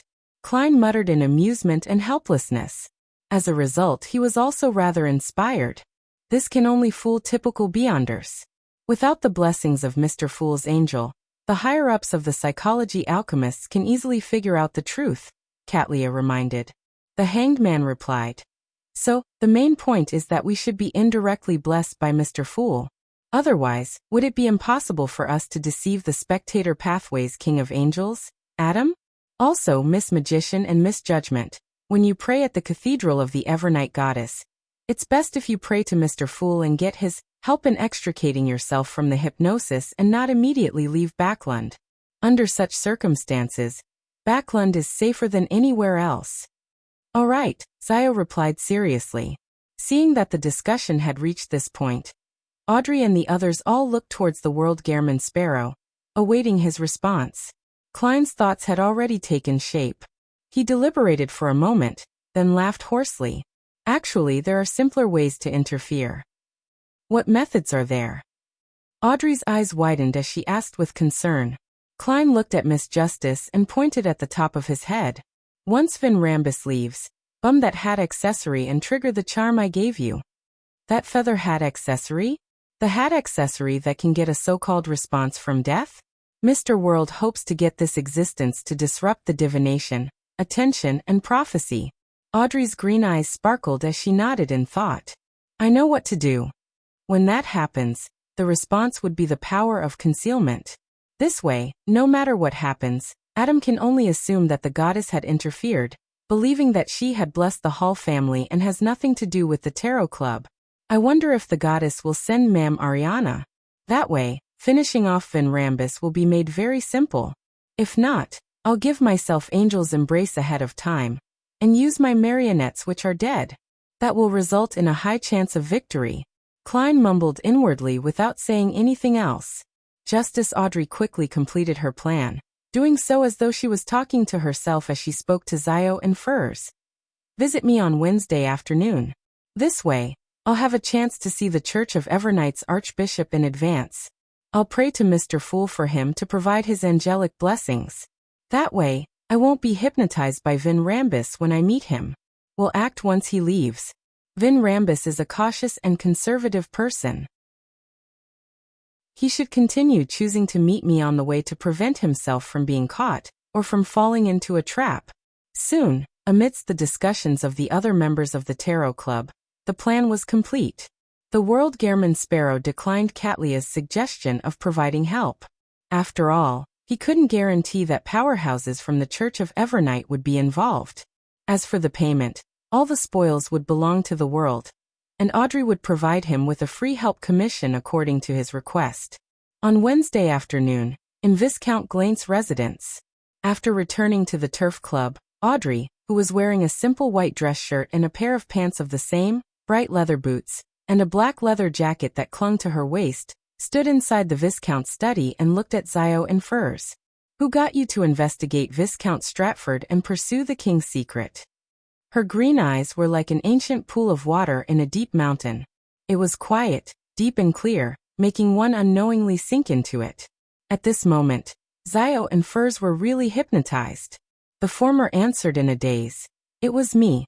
I'm investigating the cause of my father's death. However, I do pray to a particular existence to bless me." Audrey asked a few more questions and received a satisfactory answer. Then she said with a gentle voice, "Leave Backlund and leave this place. You don't belong here. All right, you'll wake up when you hear me clap." The moment she said that, Audrey clapped her hands and saw Zio and Furz's eyes regain their clarity.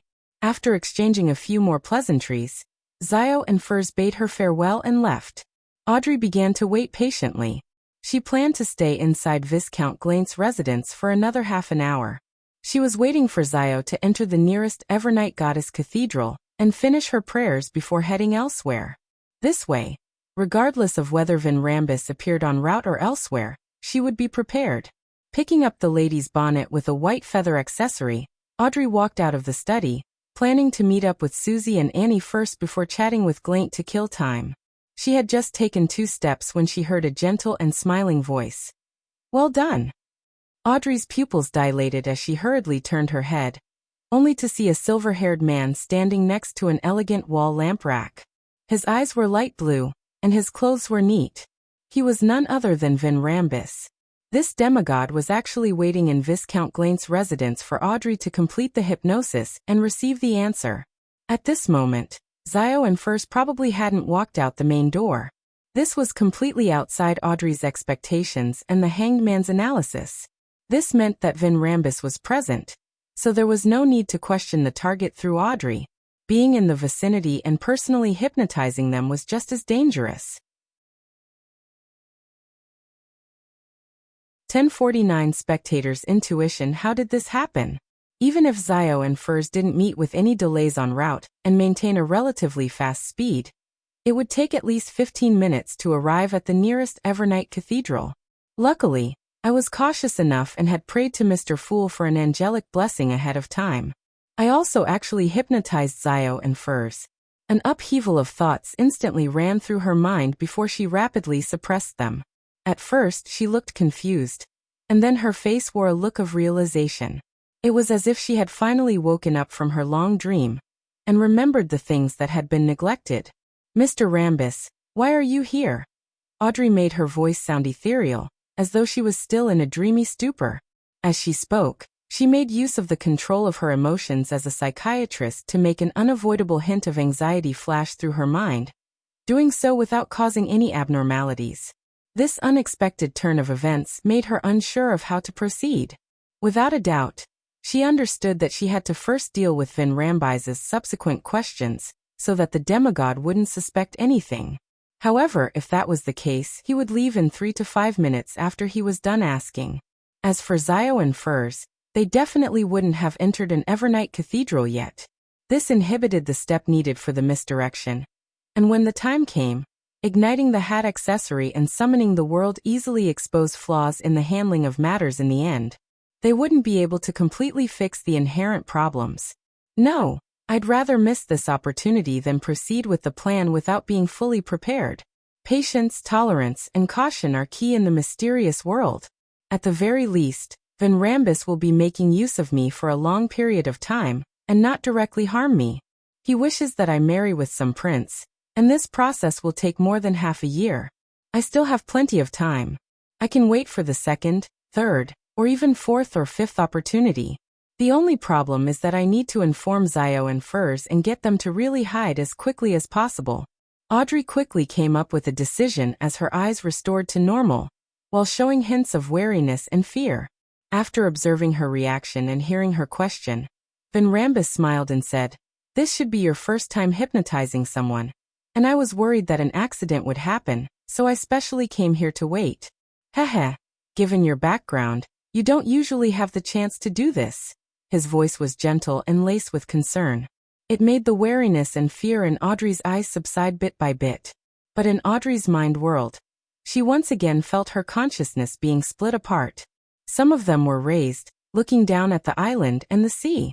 This made her clearly realize that her fond feelings and sense of security that she had just felt were all artificial. Seeing that Audrey had returned to normal, Van Rambus nodded and said, "How did they answer your question just now?"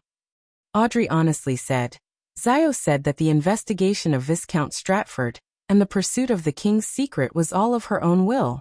She was very suspicious about the death of her father. Her father was the former captain of the Royal Guards, Earl Mason Deer. However, she mentioned that her actions were blessed by a certain existence." As she answered, Audrey almost stopped talking. This was because her spirituality high in the sky was looking down at herself, one on the island of consciousness and the spiritual sea. She saw a figure rising up from the bottom of the sea as it followed up steps that appeared, passing through the subconscious realm, and landing on her body of heart and mind's island. The figure was wearing a black three-piece suit, with a head full of silver hair. It was another Van Rambus. There wasn't a hint of a smile on Van Rambus's face. He had an extremely sinister air, and a part of his skin was covered in grayish-white scales. Not only did his eyes turn from pale blue to golden, they also turned vertical, looky happy face like a particular animal. If it weren't for the fact that she had experienced something like this before, just the intense level of nervousness she currently felt might have prevented Audrey from acting as though she hadn't noticed anything while ensuring that she didn't stop speaking or end up stammering. In the real world, Van Rambus smiled as he looked at Audrey's pretty face and asked further, "Which existence's blessings?" Audrey shook her head as the island of consciousness began to change. When this matter was raised, Xiao and Furs became very resistant. There were signs of escaping the hypnosis, so I didn't dare continue asking. Of course, the blessings of a particular existence could be explained as Mr. Fool's attention, and it could also be understood as the goddesses. The lucid Audrey muttered silently under the spiritual sky. Van Rambus continued to circle around the questions and asked about the details of the hypnosis. After 2 or 3 minutes, he nodded satisfactorily and said, "Not bad. You do have a gift in hypnotizing people. When the recent events come to a close, I will give you the Dreamwalker potion and personally host the ritual for you. Oh yes, don't reject love and marriage too much. You're not even 20 years old, and it's the perfect time to pursue such matters. Your charm is enough to gain everyone's affection and enjoy their attention." Van Rambus used an indirect hint and guidance to lower Audrey's resistance towards love and marriage. This detestable guy. Audrey puffed up her cheeks under her spiritual sky and muttered resentfully. She then controlled herself to reveal some shyness and longing. Van Rambus didn't expect to succeed by simply following a logical process. Seeing this, he retracted his invading consciousness and allowed himself to leave the island. He turned around and said, "Forget what I just said. They're all spontaneous thoughts from your heart. After I leave this place and disappear from your sight, you'll forget that I was here." Upon hearing this, Audrey under the spiritual sky couldn't help but heave a sigh of relief. This meant that Van Rambus was about to leave. Even though it had only been 5 minutes since his appearance, making it insufficient for Xiao and Furs to enter the nearest Evernight Cathedral, Audrey was still eager for Van Rambus to leave as soon as possible. To face off a demigod of the Spectator domain was unimaginably stressful. There's still a chance after this. As long as I maintain my consciousness, there will still be a chance. Audrey, don't be depressed, don't be impatient. Audrey silently consoled herself as she watched Van Rambus turn around and walk towards the hall. She didn't relax and didn't breathe. She tried her best to maintain her normal state. Suddenly, Van Rambus stopped in his tracks and turned around. He narrowed his pale blue eyes and looked at Audrey. "Why were you so scared when you first saw me?" "I was too surprised at that time, so I didn't manage to hide some of my emotions well." Audrey felt her scalp tingle under her long, blonde hair as her thoughts whirled quickly. She asked, puzzled, "Really? Isn't this normal?" Someone suddenly appeared beside me. "A brief shock is inevitable." Van Rambus nodded, as if agreeing with this explanation. He sized up Audrey and suddenly said, "You used to carry a mystical item that can change one's form with you as an accessory. Why didn't you wear it today?" To a spectator, this detail was an abnormality. "Oh no. I've been hiding lie beneath my clothes most of the time. How did he notice that I wasn't wearing it this time? He has secretly read some of my memories. Memories that I didn't protect to appear normal." Faced with Van Rambus's question, Audrey felt her thoughts stagnant. The reason why she wasn't wearing lie was simple. She was afraid that this accessory would amplify her emotions, preventing her from being able to completely hide her true thoughts when facing a demigod from the spectator pathway. This meant that she had predicted that she would meet Van Rambus today. This was something that shouldn't have happened under normal circumstances. In the blink of an eye, Audrey grabbed onto an idea and smiled blankly. "It will amplify my emotions and reduce the success rate of the hypnosis attempt. I removed it in advance to avoid any accidents." Van Rambus nodded and said, "So that's the reason." Just as Audrey was feeling a little relaxed, this spectator pathway's demigod suddenly narrowed his eyes. "If it's just this matter, there's nothing worth suspecting. But compared to when you saw me, the fear that slightly exceeded normal limits seems to imply something." As he said that, Van Rambus's light blue eyes turned vertical and was quickly dyed with the color of gold. The two golden vertical pupils clearly reflected Audrey's image in her rider's attire. With a buzz, Audrey's thoughts became extremely muddled. Only the her, under the spiritual sky, barely remained conscious. The surface of the spiritual sea surrounding the island surged with waves, enveloping it. At the same time, the sinister-looking Van Rambus returned to the island and stopped beneath the sea surface, allowing patches of grayish-white dragon scales to fly into the foundation of the island where most of a human's subconscious lay. Audrey suddenly felt her thoughts twist, prompting her to say everything, confessing all her secrets. Relying on the lucidity of herself under the spiritual sky, she barely controlled herself and didn't reveal anything. She also knew that there would definitely be problems if this continued, so she quickly diverted some of her thoughts and, relying on the angelic blessing and her splintered consciousness, prevent Van Rambus from noticing it. Some of those thoughts included reaching her hand into her left pocket. Just then Van Rambus, who had invaded her mind world, looked increasingly sinister as he snorted. "There really is a problem." If there wasn't a problem, Audrey would have started with the most important matters, revealing all her secrets and private matters one by one, instead of staying silent. Likewise, since the manipulation attempt happened so quickly, Audrey didn't have the time to sort out all her secrets. Even if she wanted to hide anything, her lucidity would be discovered the moment she spoke. After confirming that something was off, Van Rambus didn't hesitate any longer. His gaze turned extremely cold as grayish-white scales covered his skin. The storm in the spiritual sea suddenly intensified, and Audrey, who was under the spiritual sky, staggered.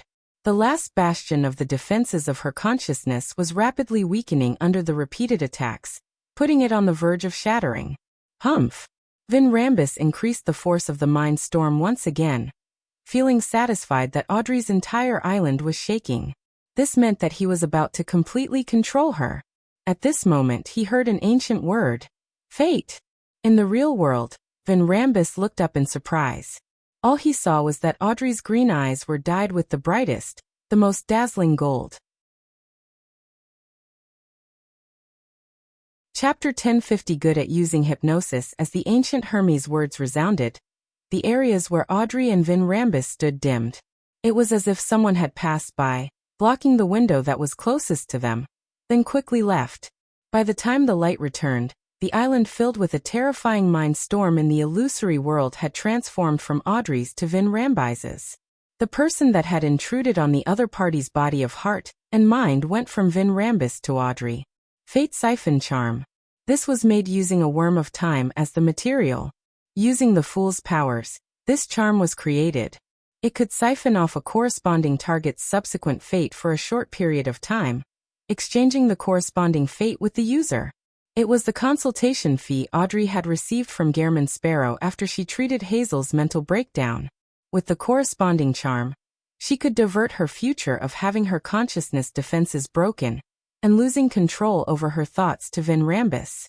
She then siphoned off the mind storm from him and opened her target's door to the body of heart and mind. She then directly altered and planted the corresponding consciousness's fate. In an instant, the situation reversed. Audrey went from the edge of collapse to gaining the absolute advantage. Of course, this advantage could only last for a short period of time. Frankly speaking, if it weren't for her imagining how she could save herself in a desperate situation, Audrey definitely wouldn't have thought of using the Fate Siphon charm. Or it could be said that, by the time she thought of it, it would be too late. At this moment, just like how she had practiced it countless times in her mind, she suppressed her surprised emotions from the effects of the Fate Siphon charm, and quickly confirmed her condition. With her current advantage, she made the hypnosis and mind storm swirl together, instantly opening Vin Rambus's door to his body of heart and mind. Vin Rambus was instantly dumbfounded, as if he was an ordinary person whose attention had been diverted to Audrey's golden eyes, and thus fall under her hypnosis. Yes, at this moment, as a demigod of the Spectator pathway, he had been controlled by Audrey, who was only a sequence 6. This way, even if the effects of the Fate Siphon charm came to an end, it wouldn't change the development in the real world. However, Audrey knew that, with the help of the magical charm, she was using Vin Rambus's powers to open the door to his body of heart and mind and achieve initial control. Whatever she wanted to do later would definitely be rejected by him. And with her sequence level, she had no means to resist or control such intense power. Furthermore, she could clearly sense that Vin Rambus was subconsciously resisting his current state.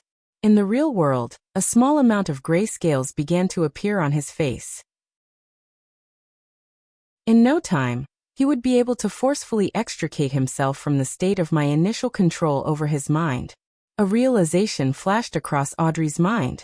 She then cast her gaze towards Vin Rambus's head, feeling a little regretful that she didn't carry a powerful revolver with her. Otherwise, she could take this opportunity to shoot at him several times in a row in an attempt to kill him. Soon, she recalled that she had dragon scales. She believed that Vin Rambus definitely had it, and that it was even stronger. It wasn't something an ordinary attack could tear through. Even most mystical items that were at the mid or low sequences couldn't do so. And if she couldn't kill him in one shot, Vin Rambus would definitely be able to use this opportunity to regain consciousness and escape her control. Without any hesitation, Audrey, who lacked the appropriate offensive abilities, quickly came to a decision. Hypnotize him. He's best at hypnotizing and is very resistant against this, so he wouldn't prepare any additional items that can affect his defense. I can't let him do things that will be against his will. With our difference in levels, I definitely can't resist the corresponding subconscious resistance he puts up. Thoughts ran through Audrey's mind as she spread her slightly parched lips. She tried hard not to show any signs of abnormality as she looked into Vin Rambus's eyes and said in a gentle voice, "Find a spot inside Glaine's mansion and wait. Find me in the garden 15 minutes later." Such a subconscious thought didn't stir any obvious signs of being rejected. Therefore, Audrey was able to complete her control rather smoothly. To Vin Rambus, he was indeed looking for Audrey today, and the venue for the meeting was also Viscount Glaine's mansion. Audrey's hypnosis was simply changing the corresponding time and place, and the discrepancies were just in a very small aspect. It matched Vin Rambus's thoughts and didn't waste too much of his effort. Therefore, she didn't encounter any intense resistance. "All right," Vin Rambus responded to Audrey's words. Audrey didn't care to let out a sigh of relief. She focused and continued looking into the other party's eyes. She gently said, "You will only come looking for me in 15 minutes, so you haven't seen me today. Since you haven't seen me, everything that happened just now definitely didn't happen. They will be forgotten." As Vin Rambus had accepted the hypnosis, he He followed the logical train of thought. Although there was resistance, it wasn't anything intense. Soon, the golden light disappeared from those alluring eyes. Yes, I haven't seen you before. Nothing happened just now. Vin Rambus repeated with a blank expression. The grayish-white scales on the surface of his skin had increased significantly again. After completing this crucial step, Audrey resisted the urge to pat her chest and thought for a second. When you hear my singing, it will become quiet. She wanted to hypnotize him with her charm, but she realized that she wasn't able to take on a seductive pose, and she couldn't make the corresponding expressions. She could only lift her hand to comb her blonde hair and tilt her head. The ripples in her eyes swirled as her smile beamed. Following that, she hummed a melody, Manor Under the Moon, in a nasal voice.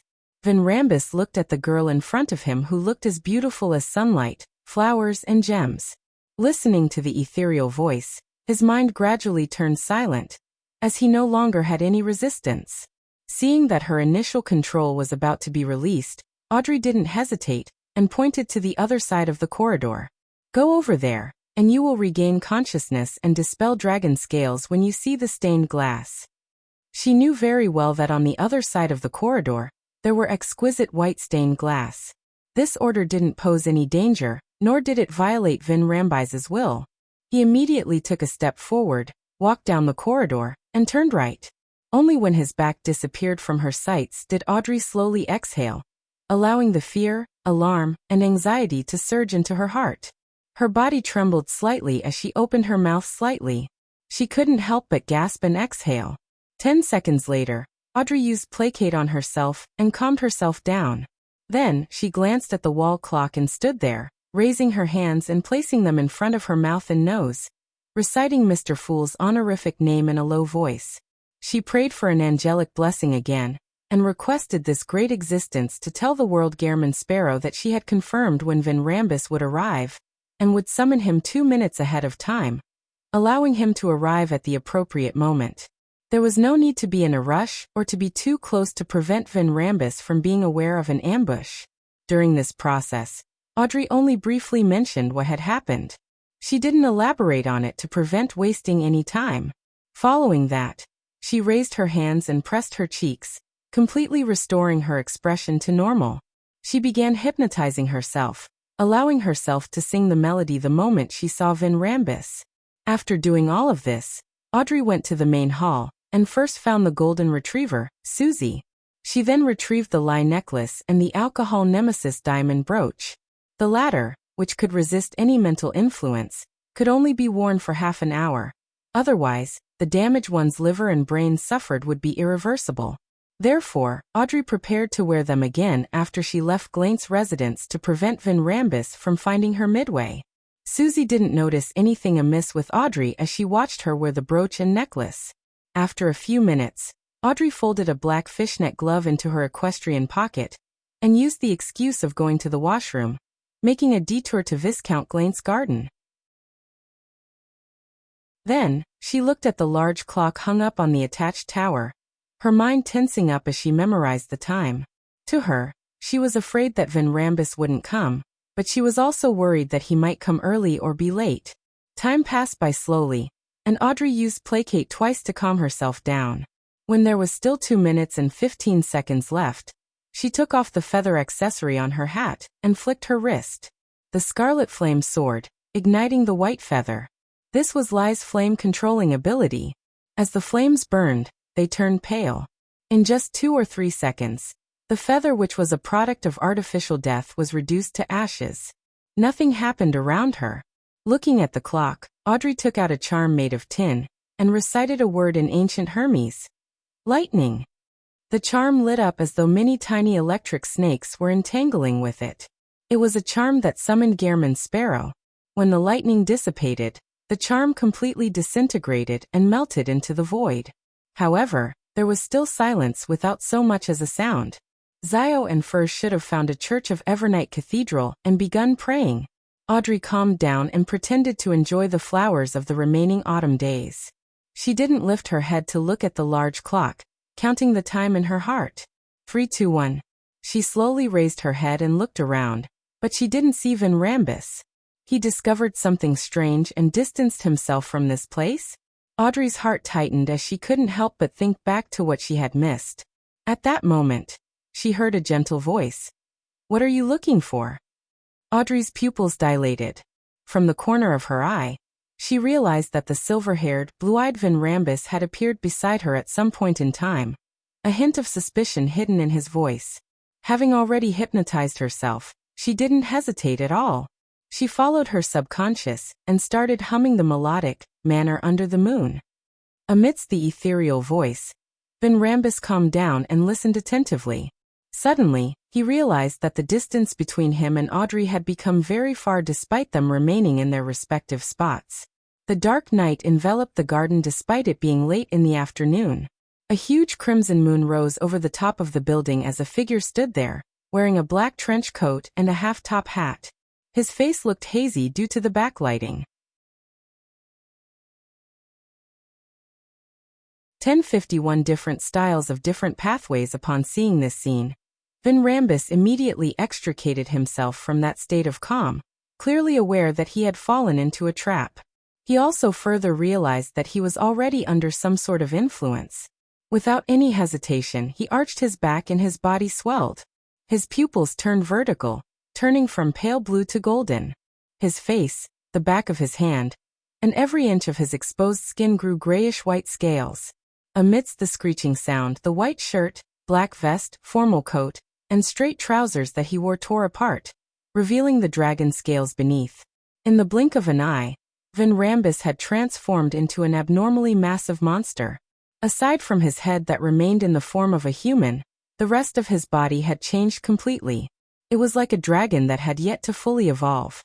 The dragon's back was covered in gray-skinned wings, and its limbs were thick. The grayish-white scales were engraved with complicated, three-dimensional mysterious symbols. They extended into the flesh, extending into the surrounding void. It seemed to be a mesh of objects that didn't belong to the real world. It threw anyone who laid their eyes upon it into suffering a form of mental confusion, as their thoughts warped. Even one's spirit body would be tainted with all kinds of thoughts that came from deep within one's heart, eager to rip apart and mutilate themselves. This was the Spectator pathway's incomplete mythical creature form. For demigods of other pathways, those who weren't at the angel level, they required immense willpower and firm beliefs to fight in their mythical creature forms. Otherwise, they wouldn't be able to control the madness and the inclination of losing control. There was a high chance of them immediately losing all rationality and transforming into a monster. However, the Spectator pathway was different.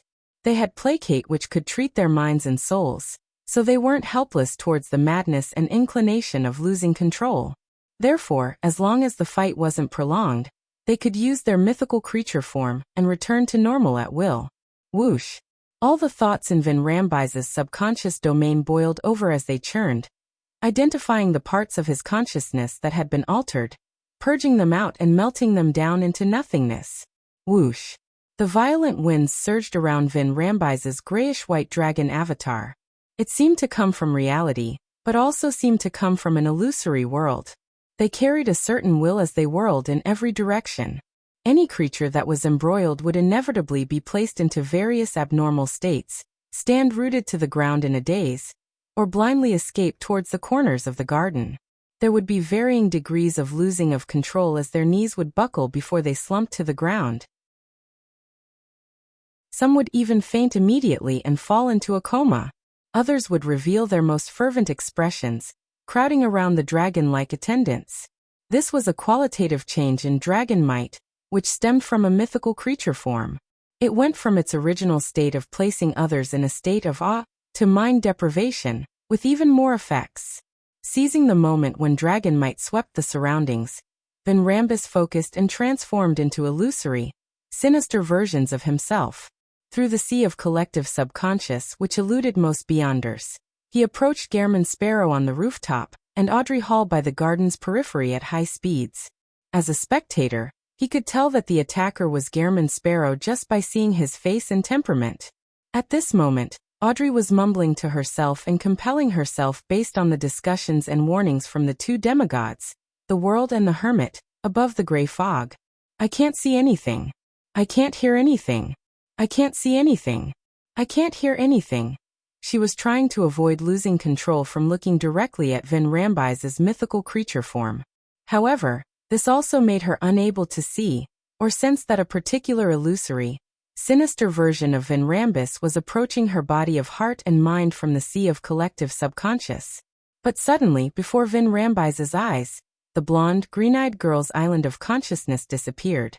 Audrey felt a warmth from her body, as if she had returned from a cold, dark cave to the surface where the sun shined. She hurriedly dispelled the hypnosis and opened her eyes. The sun in the sky pierced through the clouds that couldn't be considered thin, scattering its resplendence.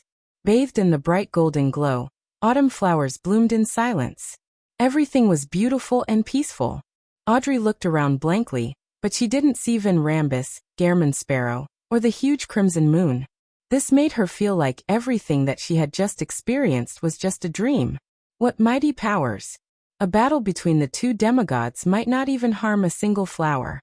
Audrey silently muttered to herself before calmly leaving the garden, retreating to the corridor that connected the garden to the house. She was afraid that her presence would affect Gehrman Sparrow's fight. In the concealed world, one of Vin Rambis's manifestations had also landed on Gehrman Sparrow's island of consciousness under the crimson moon.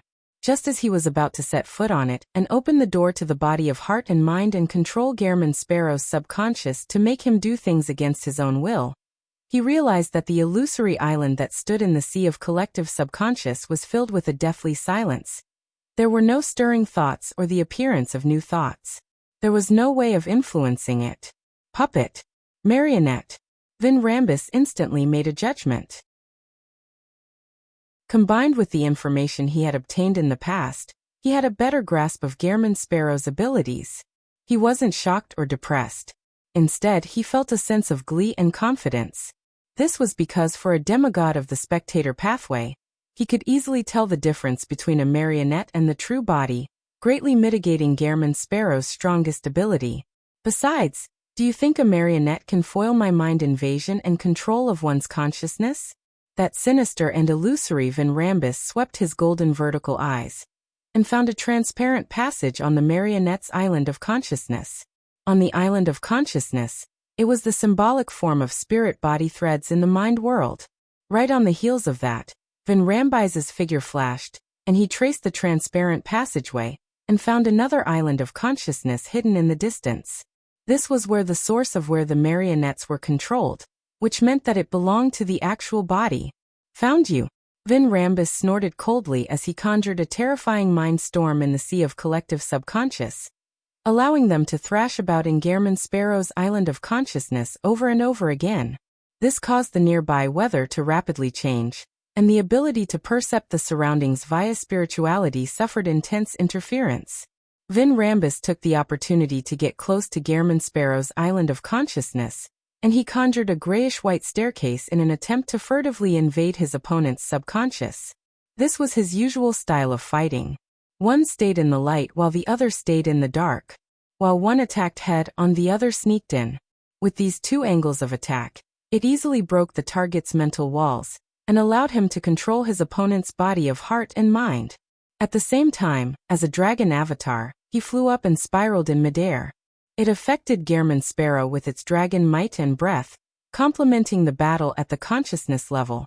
At this moment, from deep within the sea of collective subconscious, Vin Rambis had silently invaded the Gehrman Sparrow's body of heart and mind when all of a sudden, he saw a boundless grayish-white fog, all the sea of collective subconscious around, and the islands had vanished. Vin Rambis's heart tightened as he hurriedly analyzed his psyche, suspecting that he was under an illusion. However, no matter how he handled it, the grayish-white fog didn't change. Of course, there were no accidents or danger. It was as if it was just a simple background. That was pretty suspicious. Just as Vin Rambis was preparing to stir a mind storm here, the grayish-white fog finally dissipated, revealing the island of consciousness from before that belonged to Gehrman Sparrow. Vin Rambis didn't have time to hesitate. He quickly entered the corresponding subconscious and attempted to change his target's thoughts. However, those thoughts were dyed with a bright light, a holy and majestic aura. It was unshakable and uninfluenced. This Vinrambus instinctively looked up and looked towards the sea of consciousness from the stone stairs that he conjured. Other than the island itself, there was also a figure with 12 pairs of fiery wings, emitting golden light. It looked like the projection of an angel's powers. Since he was planning on dealing with a demigod from the Spectator pathway today, Klein had no doubt used Angel's Embrace on himself. With the Red Priest's level of importance, he directed the powers of the mysterious space above the gray fog, allowing him to temporarily be unaffected when facing an incomplete mythical creature form. And the reason why he didn't show it directly was that he was experimenting with Vinrambus. As Vinrambus attempted to invade his island of consciousness, his marionette, Kona's Kilgore, distorted the target his enemy locked onto, changing it from Klein's body of heart and mind to Klein's projection of the gray fog. As a result, if Vinrambus found the island of consciousness in the grayish-white fog, it meant that there was a being of unknown origins sleeping in the mysterious space. This meant that Klein had to be wary ahead of time. On the contrary, he could feel a little relaxed. This was something he had long wanted to test but didn't dare attempt because it might be dangerous. Today he finally had a chance to do so. After all, even if there were any consequences, Vinrambus would be the one dying and not him. It might even allow him to easily finish off a demigod. Seeing that he was blessed by an angel, and wasn't capable of breaking or infiltrating his opponent's body of heart and mind in a short period of time, and exerting his consciousness on him, Vinrambus retreated without any hesitation. He left the area and returned to his mind world through the sea of collective subconscious. Then, the massive dragon disappeared, disappearing into thin air, preventing Klein from even finding it via spirit body threads. Psychological invisibility. Vinrambus planned on using a psychological blind spot to hide in the dark. Then using area of effect beyonder powers like mind deprivation and mind storm to slowly weaken Gehrman Sparrow's angel-enhanced mental walls, he would attempt using his own sealed artifact to attack. As a demigod of the Spectator pathway, although his dragon form was powerful at melee combat, it still lacked the necessary, powerful offensive beyonder powers. It had to be made up for through certain sealed artifacts. At this moment, an illusory book appeared in front of the Gehrman Sparrow who could be either the marionette or his actual self. Following that, there was an ethereal voice. I came, I saw, I record. Klein was using Lightning Storm which had been recorded by the Creeping Hunger. For something like psychological invisibility, it could be easily resolved with a full area of effect bombardment. It has to be said that, when dealing with a beyonder with such a fighting style, the Storm pathway was a pretty good choice.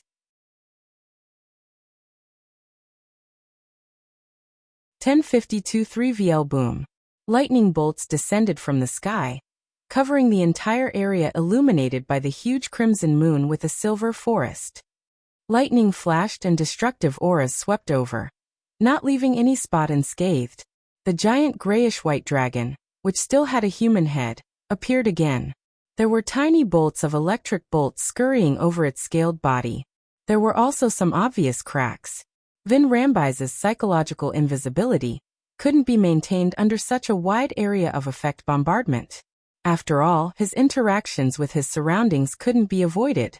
All he could do was eliminate his sense of presence and stay in the blind spot of one's attention. Once the level of interaction grew excessive, he didn't have the means to avoid exposure. As soon as he appeared, the lightning storm calmed down quite significantly.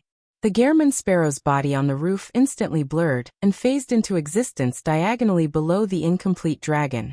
Right on the heels of that, the glove on the crazy adventurer's left hand protruded with fine black particles that were deep and dark. Then he opened his mouth and said his word filled with foulness and corruption from the devil language. Slow. Vinrambus knew that his opponent was using Creeping Hunger and knew the true level of the item. He found Gehrman Sparrow amusing and was about to raise his left claw that grabbed onto an ice-blue metal cylinder, slamming it down at his enemy beneath him. This was a sealed artifact with unknown origins called Rotting Meteor. Vinrambus had obtained it from a particular existence, and he was only aware that part of it came from the cosmos. This ice-blue metal cylinder could fire special dark green bullets that would instantly poison anyone who was hit with it.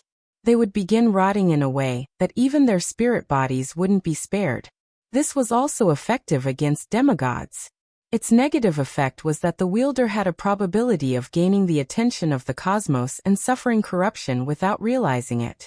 If not for having the item sealed thanks to a particular existence, Vinrambus definitely wouldn't have dared to carry it around. But even so, he tried to limit his usage of it, lest he suffered a strange death or anomaly. That was a common ending for many of the previous owners of Rotting Meteor. Currently, Vinrambus didn't believe that the language of foulness, which was at most at sequence 5, could affect him in his incomplete mythical creature form. He planned on using Rotting Meteor to finish off the sealed artifact, equipped enemy that posed a threat. However, at this moment his actions had really slowed down, and his entire body felt stiff. On the pitch-black roof under the gigantic crimson moon, another Gehrman sparrow in a black trench coat and silk hat had appeared at some point in time. He held a 6-barreled revolver in his right hand, and aimed his left hand at the Gehrman sparrow beneath him before balling his fist and turning his wrist. Earl of the Fallen, Magnify. This was Klein's other marionette, a demigod from the lawyer pathway, Kona's Kilgore. With the help of his Magnify, Creeping Hunger could amplify the beyonder powers it obtained from grazing souls, almost raising it to the level of sequence 4, or in other words, at the level of a demigod. Of course, Magnify couldn't be used consecutively in quick succession. It was limited to a one-time use each time. Due to Vinrambus's current mythical creature form, no matter how magnified, slow M was, it couldn't affect him for long. Therefore, it was the Gehrman sparrow, who was actually a Noonie, who had to seize this short opportunity and control Vinrambus's spirit body threads. Normally, he would take 3 seconds to attain initial control. However, his opponent had already revealed a powerful mythical creature form, and time would definitely extend the time required. It would take perhaps about 7 seconds, or even more than 10 seconds to succeed. And by then, Vinrambus would have long extricated himself from the influence of slow, restoring himself to normal, and carrying out the corresponding countermeasures. At this critical moment, Kona's Kilgore aimed his left hand at Winner Inuni once again, and clenched his fingers. Another Magnify. The control of the spirit body threads was magnified. Suddenly, Inuni's control of Vinrambus's spirit body threads became easier, as if the mythical creature form hadn't been revealed. In other words, he could obtain initial control in 3 seconds. This was already rather formidable, but the problem was that the dragonified Vinrambus wouldn't take more than a second to extricate himself from the influence of slow. No, he had already escaped. At that moment, there was a gunshot. A bullet that looked lusterless, deep and profound but not dark, swiftly shot out with its many strange patterns and struck Vinrambus, who had just escaped from his slow state. In another corner of the garden, another Gehrman sparrow in a black trench coat and a silk top hat appeared. Vinrambus's dragon body stiffened once again. Not only did his thoughts come to a halt, even the wings on his back froze, and he had lost all his control of himself. The entire dragon collapsed to the ground. Control Spirit Bullet. Klein had used his Worms of Spirit as the material to contain the Control Spirit bullets, made from the powers of the mysterious space above the gray fog. It could even freeze sequence 3 saints for 1 or 2 seconds. At that moment, Vinrambus, who had an incomplete mythical creature form, wasn't much stronger than a sequence 3 saint. Back when Amon's avatar was hit by the Control Spirit bullet, it had also froze for more than a second. In addition, Klein could also get Kona's Kilgore to magnify the power of the bullet. However, to grab the opportunity, he had failed to do it in time. The string of team combination attacks from before had already made Klein turn poignant, as obtaining the aid of a demigod from the lawyer pathway was terrifying. It was very, very effective. Of course, under normal circumstances, the Earl of the Fallen's Magnify could only amplify the effects and influence that strengthened one's body or actions without helping others. However, the problem was that, as marionettes with worms of spirit within them, they were without a doubt no different from Klein. He hadn't been augmenting others, but himself. Seizing the opportunity of Vinrambus falling into a state of paralysis, Winner Inuni obtained initial control over the spirit body threads. The incomplete dragon had just ended its rigid state when its thoughts became sluggish. Its movement had a certain delay. It had to be said that, after a bizarro sorcerer obtained a powerful marionette, they could unleash terrifying powers through their cooperation with their marionettes. Klein also had a cheat-like method like control spirit bullets. This was something that could only be created by him, because he was the only one who could stir the powers of the mysterious space above the gray fog. Of course, Amon and other powerhouses also had similar charms and bullets. The only difference was the effects would be different. Seeing that Van Rambus had come under a certain level of control, Klein began preparing to disrupt any form of resistance he tried putting up, preventing him from escaping from his current state until he became a marionette. However, at this moment, his head suddenly ached due to an intolerable mania in his heart. Then he became extremely down, as if he couldn't feel joy anymore. He despised himself and wished he could give up his life just like that so that he wouldn't be a burden on others. In the blink of an eye, he became excited. His eyes seemed to be blood red and filled with hatred towards anything, wanting to destroy everything he saw. Not good. Before his mental state deteriorated, Klein realized that he had been influenced by Van Rambus at some point in time. Something was wrong with his body of heart and mind. He hurriedly attempted to cogitate to fight against the abnormal mental state. However, various thoughts that didn't seem to belong to him flashed through his mind. Let's end it here. Fuck, think of a way to save yourself. What exactly happened? I think I have a serious mental illness. A psychiatric disease that's contagious? The special mental illness that Miss Justice mentioned? This is indeed a high sequence beyond her power of the Spectator pathway. Why are you saying so much? That's a demigod psychiatrist you're facing. Turning him into a marionette will easily resolve this problem. Realizing that Gehrman Sparrow hadn't shot the second bullet, Van Rambus's face, covered in grayish-white scales, revealed a faint smile.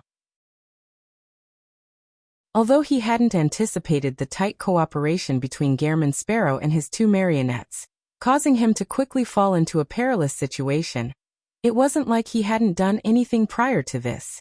Before he left the sea of collective subconscious, he had secretly planted contagious madness in a marionette. A marionette was, after all, a dead person. Although it was unable to be controlled by any other methods other than spirit body threads, it didn't mean that they didn't have an island of consciousness. It was just a dead mass, but it was precisely here that Van Rambus buried a seed, named madness. The seed couldn't affect the marionette itself, but it could secretly infect the sea of collective subconscious of its surroundings, causing the person who kept switching between bodies to unknowingly place themselves in an environment with a contagious mental disease. Also, this madness could also be transmitted via spirit body threads. In addition, this type of infection stemmed from one's self. It wasn't something an angelic blessing could screen. At most, it would be weakened and have the effects weakened. This was a high-sequence spectator's power, manipulator's mental plague. In ancient times, there would be people from time to time who were placed in repressed states for prolonged periods of time, and appear abnormal at the same time. Their abnormality influenced the people around them, causing mass hysteria to happen. An ancient folk song once sang of it in such a manner. 7 young ladies are dancing weirdly on the street. 9 men are rolling on the ground laughing by their sides. On a horse carriage passing by, the nobles are slapping their faces. The stone children are crying outside the house by the street. People are hurting each other. The entire city is crazy. If one thought about it carefully, it would make one feel an inexplicable sense of horror. However, Van Rambus knew that the scene described in the myth was true. It was an experiment from a spectator pathway demigod, a highly contagious mental plague. By the time Gehrman Sparrow's actual body went crazy, his control over his marionettes would undoubtedly be lost. When that happened, Van Rambus would be able to escape from his predicament. It wouldn't take long, as it only took a few seconds. At that moment, a manipulator like Van Rambus wasn't afraid that Gehrman Sparrow had the charm which Audrey had used, the one that could temporarily swap fates between two people. This was because a swap would put Gehrman Sparrow in a state of becoming a marionette. His thoughts would turn sluggish and his body would stiffen. As for Van Rambus, being infected by the mental plague was a relatively simple problem for him to resolve.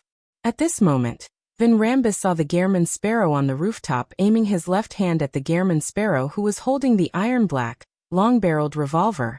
He gripped his fingers and slowly turned his wrist. Distortion. Klein had used Kona's Kilgore's Beyonder powers to distort the level of his mental disease, weakening it and slowing down the deterioration. Making use of this period in which he had clarity of mind, he raised Death Knell again and pulled the trigger. Bang! Another control spirit bullet shot out and hit the motionless, massive incomplete dragon. At the same time, Kona's Kilgore used Magnify. Despite being attacked, Vin Rambus didn't escape from Inuni's control, because he had fallen into a long period of feeling numb and stiff. Klein silently kept count of the time, shooting a third control spirit bullet before Vin Rambus truly recovered. And before the third control spirit bullet's magnified effects ended, the grayish-white, incomplete dragon trembled as it returned to normal, no longer looking sluggish. 1053 Presiden in the dimly lit world. The gigantic crimson moon hung silently over the house while everything in the garden seemed to be asleep. The despair in the incomplete grayish-white dragon's eyes dissipated as it retracted its skin-covered wings, behaving like a docile hunting dog reared at home. The psychology alchemist's counselor, demigod of the Spectator pathway, Vin Rambus had lost his life and became Klein's marionette.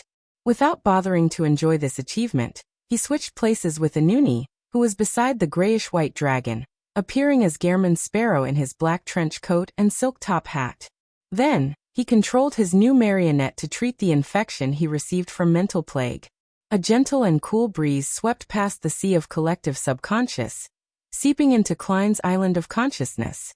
It made him feel like the object reeking of a rotten, putrid, and discordant object in his body of heart and mind was being purged out of him with a surgical knife.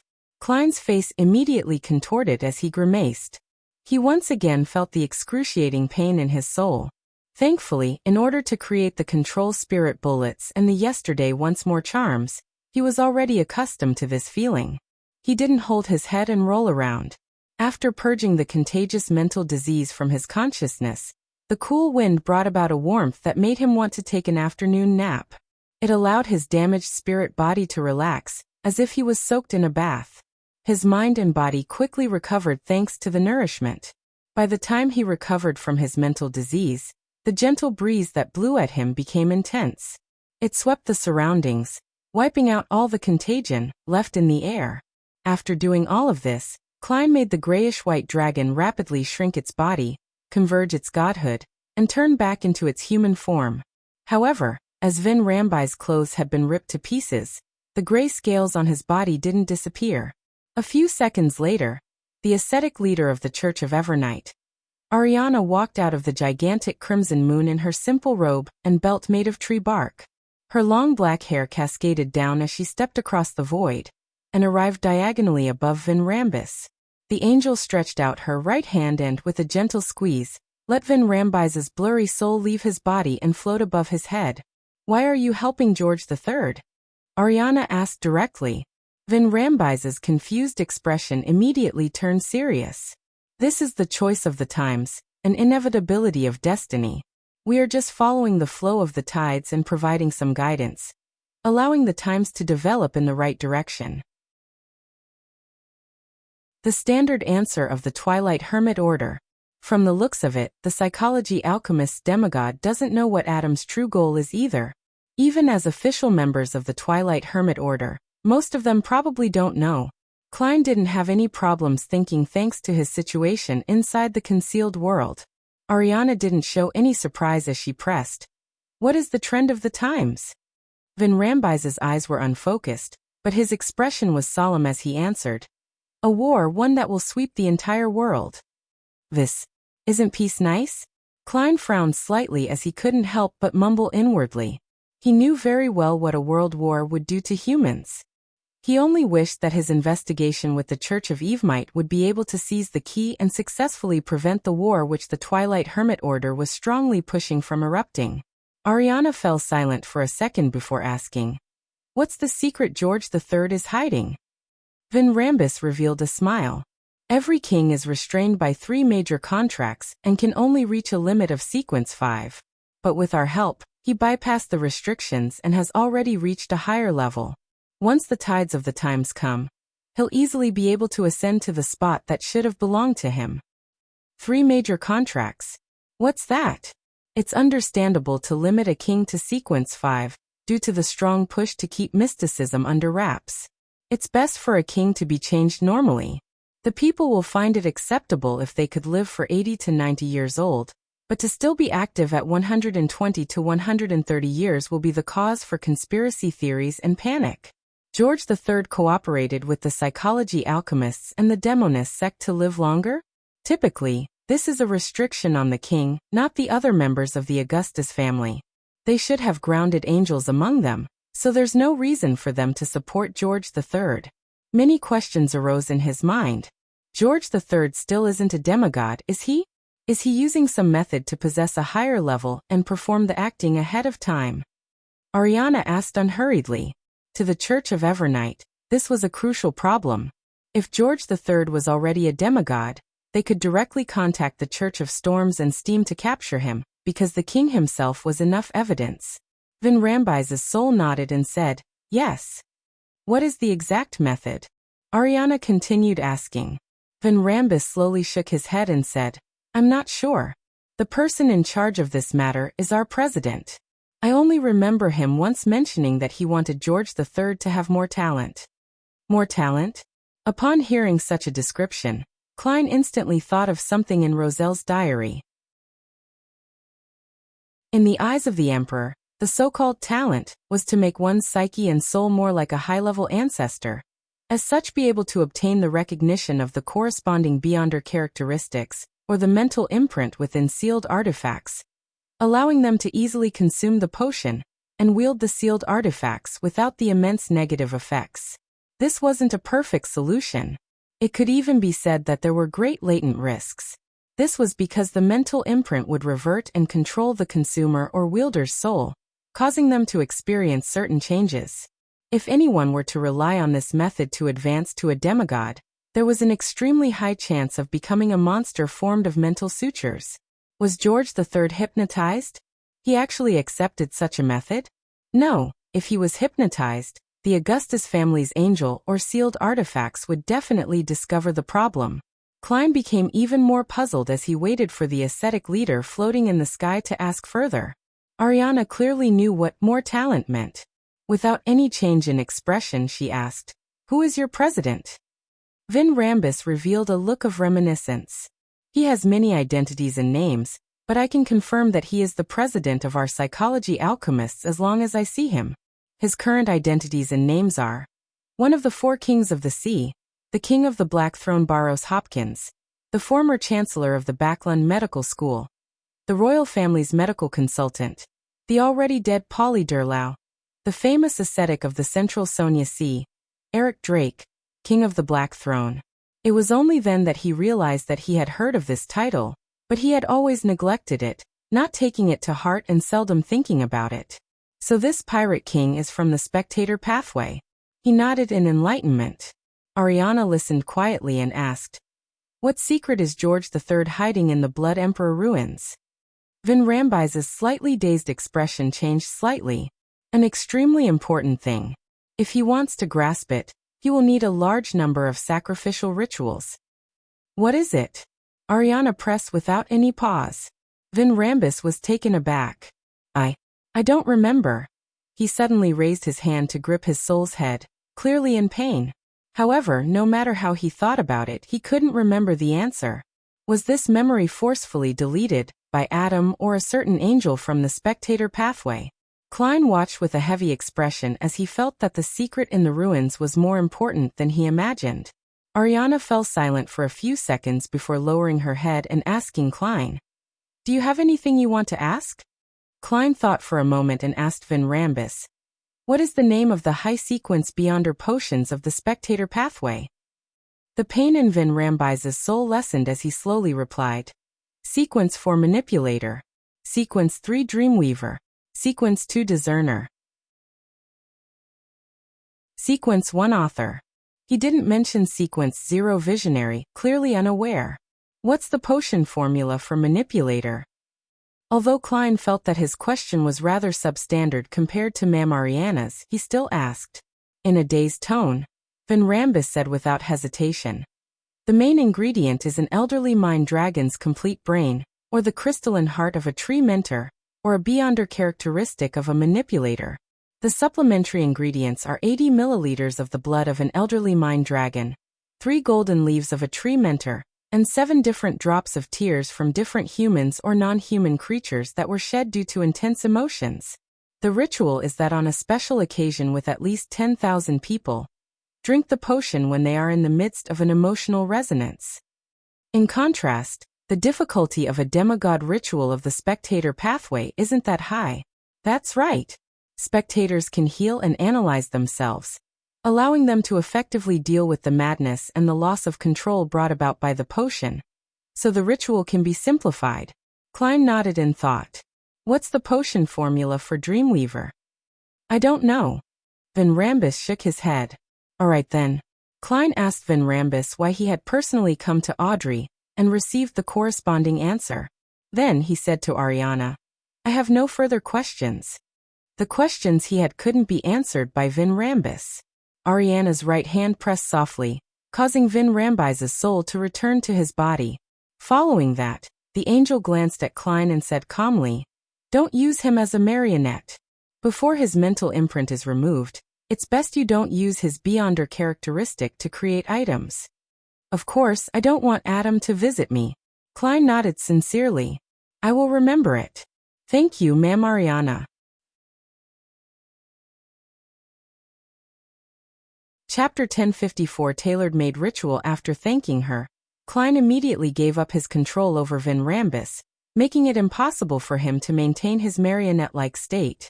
With that, this spectator pathway demigod collapsed to the ground and became a corpse. Ariana lowered her head and took a look, the darkness in her eyes growing deeper. Van Rambis's corpse immediately got erased like a pencil drawing, as if it was being wiped away by an eraser, inch by inch, leaving behind only the ice-blue metal cylinder. Right on the heels of that, beams of light seeped out of the void and quickly gathered together, forming a strange object. It was fist-sized and looked like a heart. However, it resembled a different kind of brain, with its surface being covered in grayish-white wrinkles, each crevice with countless symbols and strange patterns that extended into the surroundings. These connected to a world that beyonders of other pathways couldn't see. This was the beyonder characteristic left behind by a manipulator. Miss Ariana's concealment and reversing concealment process is able to quickly extract Van Rambis's beyonder characteristic. Klein came to a realization after a moment of pause. At this moment, Ariana calmly said, The mental imprints in it have all been removed. Thank you, Ma'am Ariana. Not surprised at all, he bowed as if he had prepared to do so. He had decisively given up on his marionette, because he foresaw that something like this would happen. In fact, his original plan was to bring Van Rambis above the gray fog as a marionette, allowing him to use unshadowed crucifix to purge the manipulator, Dreamwalker, hypnotist, and other beyonder characteristics out. This way, Miss Justice no longer needed to worry about the ingredients needed before becoming a demigod. Even her beyonder dog at home had a chance of advancing. After all, Audrey had briefly mentioned in the past to Dwayne Dantes that her act of escaping from Van Rambis's control was all thanks to Susie. But later on, he considered that there was no way he could bring Van Rambis above the gray fog inside this world of concealment, as it would directly expose the fact that he was the fool under Ariana's watchful eyes. And once he left, no matter where he teleported to, there was a chance of being discovered by Adam because of Van Rambis's existence. In that case, giving up a marionette in front of Ariana was undoubtedly a better choice. At least, this angel had a high chance of helping him remove the mental imprint on the beyonder characteristic. And none of these affected Klein's original plan. He could easily find some ingredients to make Van Rambis's beyonder characteristic into a problematic potion. He would then pour it onto an ordinary item, so that it could absorb the potion and transform. After obtaining such a sealed artifact and binding it with the unshadowed crucifix, he could obtain the corresponding beyonder characteristics by keeping track of the time. As for the mental corruption during this process, there was no need for concern. The unshadowed crucifix could also cleanse it. Klein picked up Vin Rambise's Beyonder characteristic, but he wasn't able to stuff it into the iron cigar case. He could only stuff it into his pocket. As for Ariana, she cast her gaze towards the ice-blue metal cylinder and said in an unhurried voice, "It's from the cosmos, so it's best you don't use it. Even you carrying it with you should be limited. Otherwise, a gaze might be cast onto you, causing you to be corrupted and suffer aberrations." From the cosmos? Klein found the description familiar. Soon he remembered the origins of its familiarity. This originated from the yellow light, Venethan's prophecy of the apocalypse in sights in the spirit world from the Abraham family. Casting one's gaze from the cosmos, the lands shatter. Everything in the world will cease to exist. The apocalypse. The origins of this sealed artifact is related to the apocalypse? What does the cosmos represent? What does it have to do with the astral world? A series of questions formed in his mind, making his expression turn heavy. Faced with his question, Ariana nodded gently and said, "Yes, the cosmos." "Is it the cosmos above our heads?" He pointed at the dark night sky which was embedded with the gigantic crimson moon. "Yes." Ariana gave an affirmative answer, but she didn't explain further. After some thought he asked again, "There are many hostile existences that are attempting to destroy this world." Ariana's gaze swept across his face and finally stopped at his eyes. "I can't give you an answer. There are some things that make it easier to be infected, the more you know. Both your body and soul will be infected. Once you become an angel, you can seek out the exact answer. The more I know, the easier it is to get infected." A chill ran down Klein's back. He didn't ask Rhodes earlier about the sealed artifacts that Van Rambis possessed, because he was afraid that Adam would notice them if they left any traces behind. When facing a king of angels, no amount of caution was enough. Seeing that Ariana wasn't revealing anything else, Klein pointed at the ice-blue metal cylinder and asked, "How should we handle this item?" The description of the ascetic leader made him a little afraid of bringing the sealed artifact above the gray fog to disinfect. Ariana calmly said, "My suggestion is to sacrifice it to the goddess. Together with the contributions you have previously rendered, you can exchange them for what you want." Klein nodded slightly. "I understand." After expressing his gratitude, Ariana's figure was quickly erased and disappeared into the dark garden under the abnormally huge moon. And with that, the world of concealment collapsed. Klein observed for a few seconds before taking out candles and other ritual items he carried with him. He quickly set up an altar and sacrificed the ice-blue metal cylinder to the Evernight goddess. At the end of the ritual, amidst the howling winds, the burning ash of the herbs and the surrounding soil rose up and landed onto an empty spot on the altar. The ash and soil were connected, forming words. Sequence 3, Scholar of Yore. Main ingredients: Hound of Fulgrim, pair of eyes. 1 demonic wolf of fog's transformed heart. Supplementary ingredients: 100 milliliters of Hound of Fulgrim blood, 30 grams of white frost crystal of demonic wolf of fog, a large amount of real ancient historical records. Advancement ritual: be separated from reality for at least 300 years, and consume the potion after one becomes history, and doesn't belong to the present era. This. Klein couldn't help but blink, wondering if he had seen the wrong description. The description of not belonging to the present era made him think of a line in his honorific name. "The fool that doesn't belong to this era." "I've been hanging above the extraordinary door of light for more than 300 years. In a sense, have I already completed the ritual, and am only waiting to consume the potion?" The mysterious space above the gray fog really has a very close relationship with the seer pathway. Could it be the manifestation of the uniqueness? Klein was momentarily delighted but also grim. This was because he didn't know if a price was exacted for such a bestowment.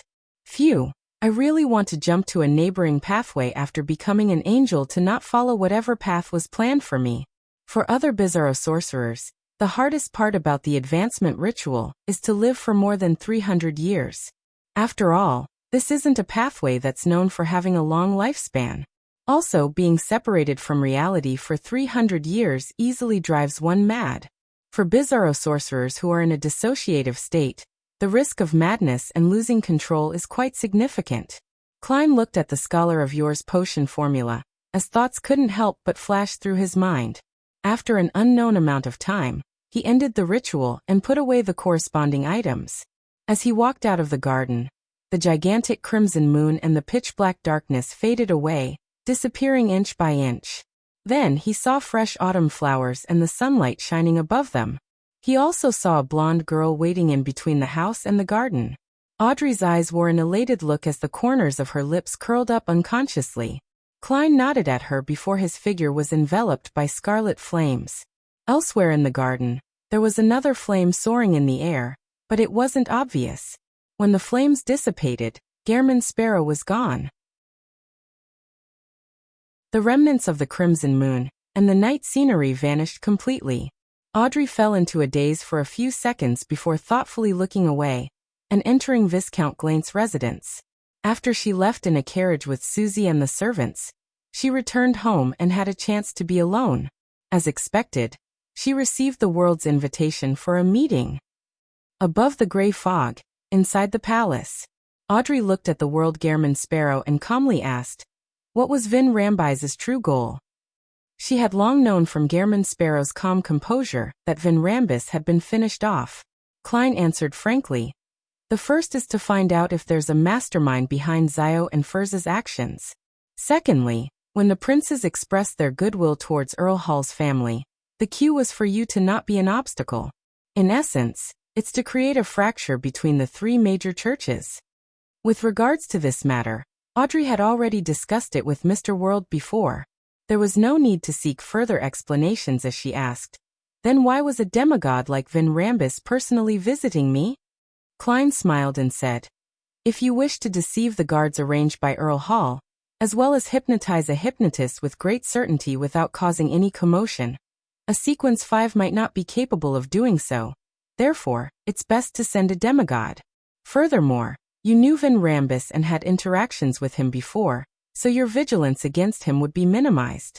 To be honest, if you weren't careful enough and had an unnoticeable helper like Susie, the whole matter would have gone on smoothly without you and I knowing until Monday. Justice Audrey didn't wear a thick mask. She smiled and sighed with mixed emotions. So I'm already this powerful. Powerful to the point of needing a demigod to be certain of success. He was even more powerful than I had imagined. You actually hypnotized a demigod. A demigod that's good at hypnotism, Klein praised with a smile. Audrey pursed her lips without realizing it and smiled. That's mainly because of the fate siphon charm you gave me. My hypnotist potion seems to have completely digested as a result of this.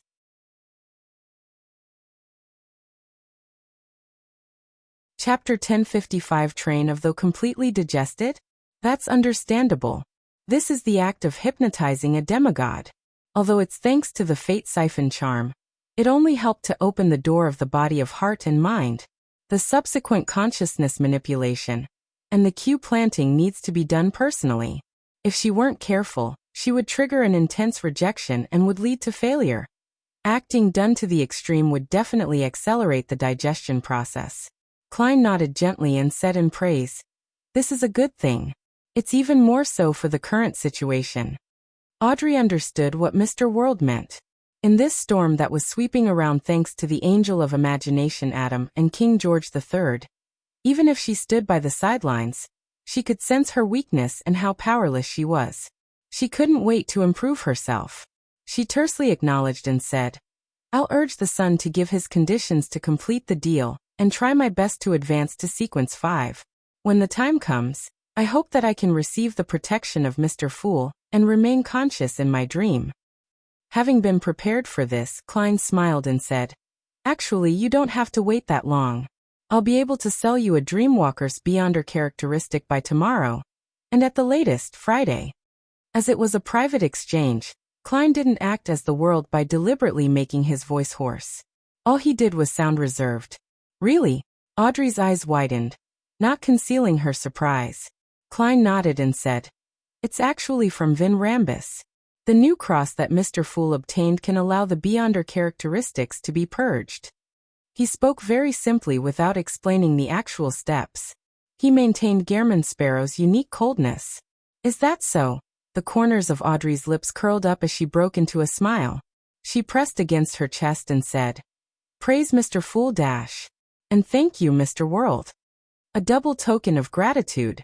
Klein chuckled inwardly and calmly said, "It's just a transaction. You need to pay for it." He lampooned to himself. Audrey maintained her smile and asked, "What do you need?" "For a sequence 5 Beyonder characteristic, £8,000. Klein chose something that Miss Justice could gather in the fastest time possible. Audrey didn't mind the price. She thought for a while before asking, "Can you sell the separated hypnotist characteristic to me as well?" When she said that, she smiled in embarrassment and said, "It's for Susie." The incident this time was resolved all thanks to her. Yes, the higher her level, the greater the help she can provide will be. Well, I'll also help her. No problem. £4,000. Having expected this, Klein directly named his price. In his plan, he could stop once the hypnotist was purged, doing so without continuing the separation process. Now he would place the unshadowed crucifix together for a long period of time, allowing its remaining characteristics to take form. A total of £12,000? Audrey asked for confirmation, not feeling too much pressure. As she didn't have any major expenditures for the past few months, she only had £10,000 left. Just a little bit of economizing was enough to satisfy her needs. Seeing the world nod, she heaved a sigh of relief. "I'll pay it before Friday." After closing the deal, her mood became better with Vin Rambus having been killed. She asked as though she was chatting, "I'll also buy the complete brain of an adult mind dragon from the sun as well. However, I won't be in such a rush. Susie won't be able to digest the hypnotist potion so quickly." At this point, she glanced shyly at Mr. World. "What needs to be exchanged for Vin Rambis's demigod characteristic?" Klein laughed and replied, "I still don't know what I'm lacking. In fact, other than the manipulator characteristic from Vin Rambus, I also have the corresponding potion formula. While you digest the Dreamwalker potion, I'll slowly think about what I need, and I'll get you to do certain things and gather some materials, so that you can make sufficient contributions to exchange for them." Upon hearing these words, Audrey's green eyes lit up. "All right." After her reply, she asked with interest, "Is this the same as how Zio contributes to MI9? "Yes, it's also the same method that the various major churches use." Klein gave an affirmative answer. Audrey nodded and curiously asked, "Mr. World, do you know the name of the high-sequence Beyonder potions of the Spectator pathway?" Klein answered simply, "Manipulator, Dreamweaver, Discerner, Author, and Sequence 0 Visionary. Hearing the names makes me look forward to them, especially Author and Visionary." Audrey fantasized for a few seconds before diverting the topic back on track. Did Vin Rambus say what the king's secret is? Also, why are they helping the king?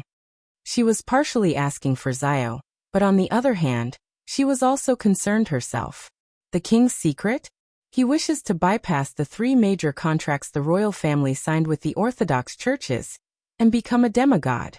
For this, he needs to use many sacrificial rituals to gain control of some important object inside the Blood Emperor's ruins. That was Vin Rambis's answer, but it might not be the entire truth and might very likely be only a part of it. As Klein answered, he shared his line of thought. As for the psychology alchemists or the Twilight Hermit Order, they need a war that sweeps the entire world. This is what they're pushing for, and hope to see as the trend of the times. "A war that sweeps the entire world," Audrey repeated softly. Her pretty eyebrows furrowed slightly, and her cheerful mood plummeted again. Although her status and standing hadn't made her truly experience the cruelty of war before, she was no longer sheltered and cut off from the world. She could already imagine it to a certain degree. After a brief moment of silence, Audrey took a deep breath and forced a smile. "I hope we can stop this." After exchanging a few more words, she left the gray fog and returned to the real world. As for Klein, he busily used clear water, tree sap, herbal powder, thousand-faced hunter's blood, spirit world plunderer powder, and other materials to dilute, Vin Rambise's Beyonder characteristic, and concoct a potion that had a questionable name which was definitely filled with problems. Then he found an ordinary glass bottle, and put the potion inside. He wanted to know what kind of sealed artifact it would eventually transform into. This took quite a bit of time, so he used the power of the mysterious space above the gray fog to construct a spherical barrier around the glass bottle to prevent any influence it had on the entire area after it mutated. After doing all of this, he returned to 160 Buckland Street. He prepared to summon a Rhodes and ask it for information about the two Beyonder creatures known as Hound of Fulgrim and Demonic Wolf of Fog. At that moment, with the passage of time, the clouds in the sky had thickened, and the sun was covered up once again. The entirety of Backlund had become as dark and cold as the morning. Standing in front of the desk, he looked out the window at the sky. For some reason he felt as though he and the Church of Evernight had neglected an important problem. Their investigations had been going relatively smoothly during this period of time, and the intelligence they received was also delving deeper. However, for some reason, it made him feel uneasy. Is there some influence or misdirection in this matter? And truly is something that I can't think of? Even heading above the gray fog is useless. Divination will most likely point towards him. Klein hurriedly collected his thoughts, unfurled the paper, and drew a picture consisting of symbols that implied concealment and mystery prying with a fountain pen. 1 second, 2 seconds. After nearly 8 seconds, the full-body mirror in the room turned dark. Aqueous light rippled and formed silver words. Exalted Great Master, your puny, loyal, and humble servant, a Rhodes, is here to answer your summoning. I think I'm late. I'm already a grade 1 sealed artifact. I need some time if I want to circumvent the isolation. Please forgive me, Great Master. You're a grade 1 sealed artifact? Klein asked with a surprised look. He could already imagine what was going on within the Church of Steam. The mirror that likes to play question and answer games has suddenly gone crazy. The full-body mirror's silver words squirmed and formed new words. Great Master, is this a question? He wanted to answer no, but to maintain his image he nodded and said, yes. A Rhodes immediately produced a line of words. I'm not actually a true grade 1 sealed artifact yet. I'm just enjoying the treatment of a grade 1 sealed artifact in advance. This is mainly because a grade 1 sealed artifact needs to be reported to other churches and be given a new number. The Church of Steam doesn't wish to do so. So that's how it is. That's understandable. Klein nodded gently. Got it. The aqueous light on the full-body mirror's surface flashed again as new silver words formed. Supreme Master, do you have any questions to test your loyal servant, a Rhodes? What do you know about Hounds of Fulgrim and Demonic Wolves of Fog? He asked without standing on ceremony, completely unfazed that it was actually 2 questions. In the mirror, the silver words squirmed like they had a life of their own and changed shapes. The Hounds of Fulgrim are a type of unique creature of the spirit world. They live in the historical void. Even the 7 lights only know of them, and are unable to interact with them unless they leave the historical void and attempt to hunt. But even so, what you see might only be a projection of their past. The Demonic Wolves of Fog are a type of high-level demonic wolves. After the death of the ancient gods in the Cataclysm, and with them being killed by the Antigonus family, Zeratul family, and the Church of Evernight, they're extremely rare now. Furthermore, they're all good at anti-divination and deceit. They aren't easy to find. In other words, the Church of Evernight likely has materials and items related to the Demonic Wolf of Fog. And with this, I can bring it to the spirit world and use the law of Beyonder characteristic convergence to bait a Hound of Fulgrim? Klein began his train of thought as he read on.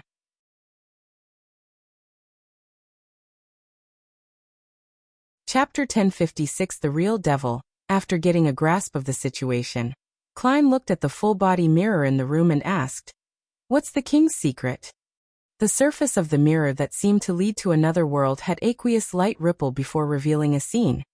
It was a ruin that was hidden deep in the darkness, covered in the dust of history. However, it was completely intact. Does that mean that the king's secret is in the Blood Emperor's ruins? A Rhodes doesn't dare to answer directly. Or is this as much as it can see? After some deliberation, he said to the magic mirror, It's your turn to ask. The image in the full-body mirror didn't change at all. It only revealed silver words. Great Master, do you have any other questions? Yes. Without standing on ceremony, Klein nodded and asked, Where is Saintess of White, Katarina, presently? In the mirror, the silver words rapidly faded and disappeared, but the background didn't change at all. It was still the Blood Emperor ruins. If not for the words appearance and disappearance, I would have thought that this magic mirror crashed. Katarina is hiding in the Blood Emperor's ruins? The real one? Klein nodded thoughtfully. It's your turn. Above the scene, silver words condensed once again. Benevolent Master, why don't you leave Backland? That's a good question. I originally had such plans. I originally investigated the Great Smog of Backland because of my outrage over the innocent deaths of the poor like old Kohler, as well as being lost due to the shattering of my main goal. Later, I ended up with the identity as a blessed of the goddess. Later on, I tried to prevent a disaster from happening, and prevent the people I know from suffering due to the ambitions of the powerful, and to not drown because of the tides of the times. I was willing to bear some of the risks. As for now, knowing that there might be a war that would sweep the entire world, and discovering that the advancement ritual of Scholar of Your is practically tailor-made for me, with signs of things being arranged, I've already come to a realization that I might not be able to escape even if I tried. Or should I say that I'm unlikely to escape my destiny even if I were to flee Backland? In that case, I might as well take the initiative to face the risk head on and see if I can figure out the truth and find a chance to survive, grasping my fate in my own hands. Klein's thoughts kept churning before they settled. Following that, he calmly replied, Leaving can't really solve the problem. With that he asked, Where is Trissy now?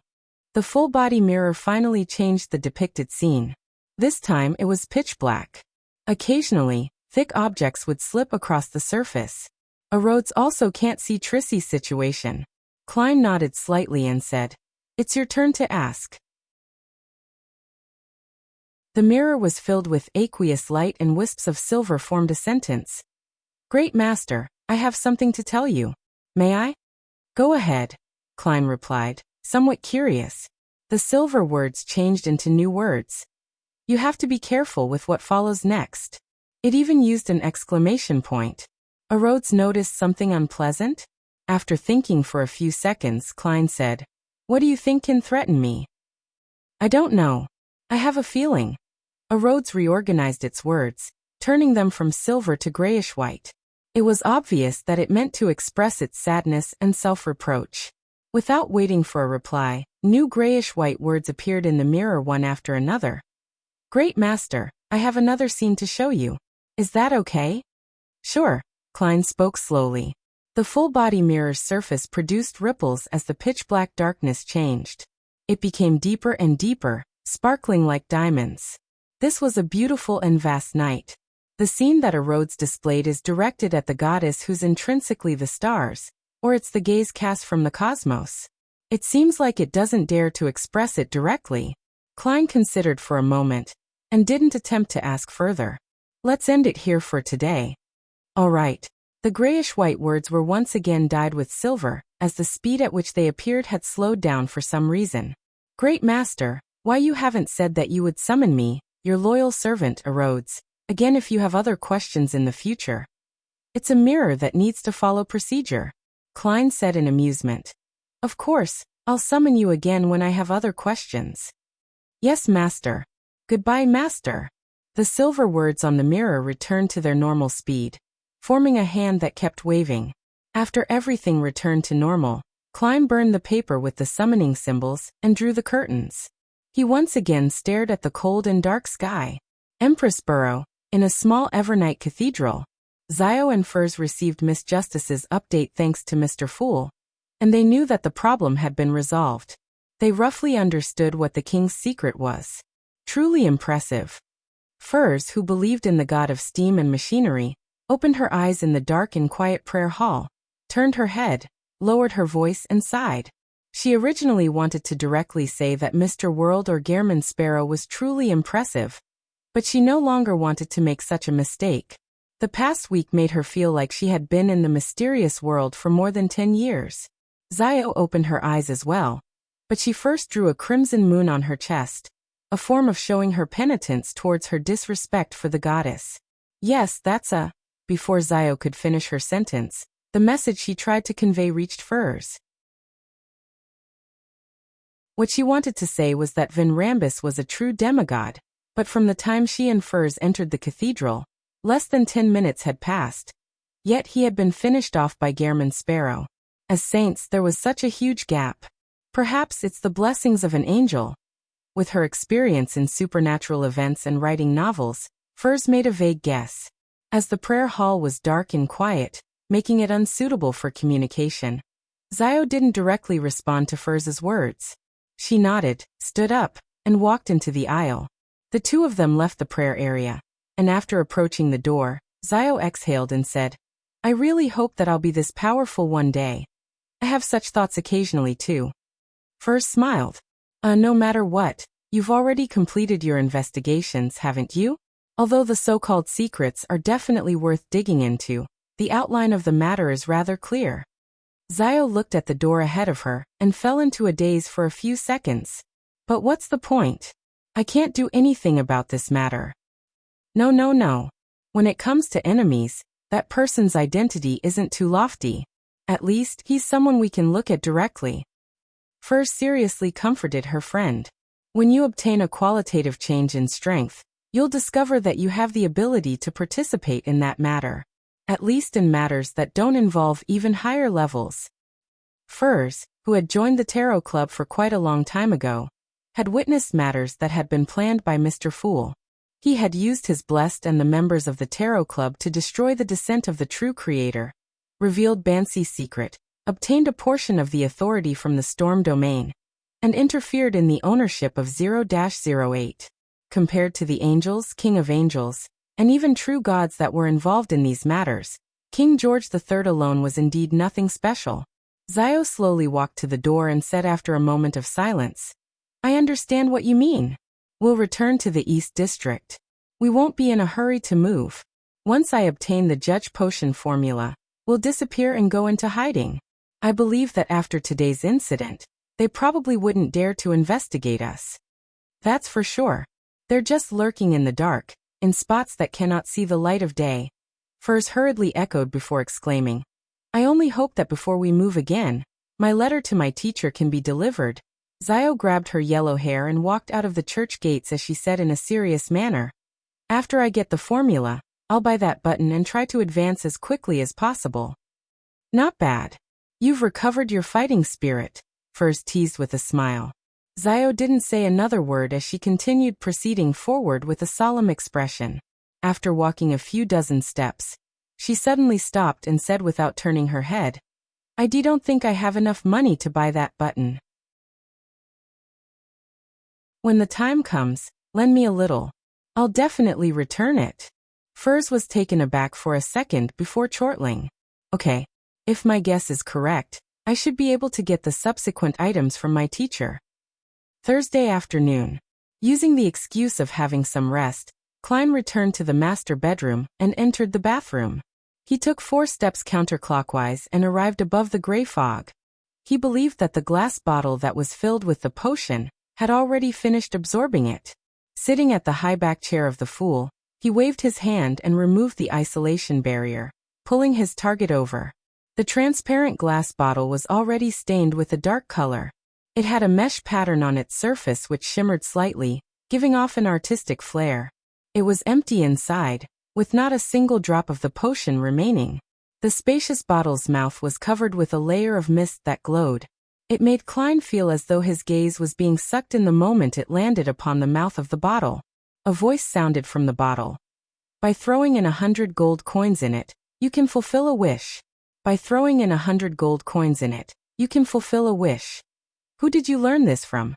I have to say, this monotonous statement does have some hypnotic effect. Throwing in 100 gold coins would be akin to opening the doors of the body of heart and mind, and becoming the bottle's slave. Klein did a simple analysis before beckoning for the unshadowed crucifix. Using the pressure brought about by the gray fog, he stuffed it into the bottle's mouth. "You devil!" The voice in the bottle screamed shrilly before it was miserably blocked by the gray fog. Chapter 1057 The Extraordinary and the Ordinary. After dealing with the mutated glass bottle, Klein took out his golden pocket watch, opened it, took a look, and took note of the time. He had to return 3 hours later and separate the unshadowed crucifix from the bottle of slavery. Only then could he obtain a single manipulator's beyonder characteristic, and not a product that was mixed with the previous sequence's beyonder characteristics. It feels like I'm doing an experiment. Klein nodded slightly, put away his pocket watch, and returned to the real world where he had his actual afternoon nap. At 4 in the afternoon, his valet, Inuni, knocked on his employer's door under butler Walter's watch. "What's the matter?"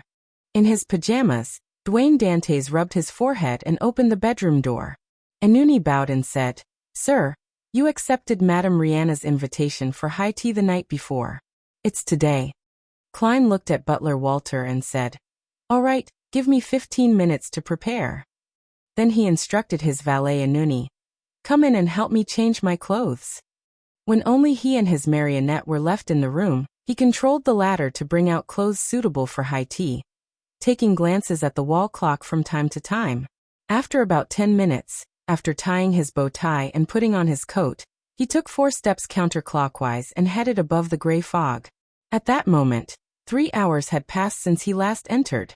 Placed at the end of the long bronze table, the mutated glass bottle which had been firmly bound to the unshadowed crucifix with the gray fog's power no longer had the twinkling mesh, looking as though it went from being a piece of art to a common item on the street. At the bottom of the glass bottle was a large amount of grayish-white matter that had been purged. It flowed freely, forming a heart-shaped object the size of a child's fist. Not only were there wrinkles on it, but there were also cracks that resembled eyes. As for the complicated three-dimensional, illusory patterns, labels, and symbols that extended into the void, they were nearly identical to Vin Rambise's beyonder characteristic that Klein had seen from before. It's just a little different. Klein released the gray fog suppression and took out the unshadowed crucifix from the bottle mouth. With this step, the item that was purged out was completely separated from the mutated glass bottle, becoming complete and independent. Klein reached out his left hand to pick up the item that resembled both a heart and a brain, and after examining it for a few seconds, he threw it into the junk pile and allowed the gray fog to envelop it. At this moment, a weak voice sounded from the mutated glass bottle. "You devil!" Klein didn't respond as he thrust the unshadowed crucifix back in with his right hand, using the power of the gray fog to press down on it. And with that, the ancient palace returned to its tranquil state. After returning to the real world, Klein put on his top hat, held his cane, and left 160 Buckland Street on his carriage. He headed for Member of Parliament Mock's residence at Unit 39. Inside an elegant activity room at Member of Parliament Mock's house, a few guests sat around an intricate 3-tiered tray. In front of them was a cup of charming black tea. Klein took a small cucumber sandwich and took a small bite. Half-jokingly, he shared his true feelings. "The desserts today seem very unique, be it the carrot cake or cream puffs." Mock laughed when he heard that. "Dwayne, your observation skills are truly impeccable." "This has nothing to do with one's observation skills. As long as one isn't blind, it's impossible not to tell that the shapes are all banged up," he lampooned silently before saying, "It sounds like something remarkable. Of course it's personally made by Hazel. You can try it later. Although she can't control its appearance effectively, it really does taste good," Mock said proudly. By the side, Portland Moment, who was the Backlund University of Technology's chancellor, laughed and said, "This doesn't sound like the Hazel I know." Mock glanced at Mam Rihanna and said in satisfaction, "Everyone grows up, right? Hazel has really matured recently.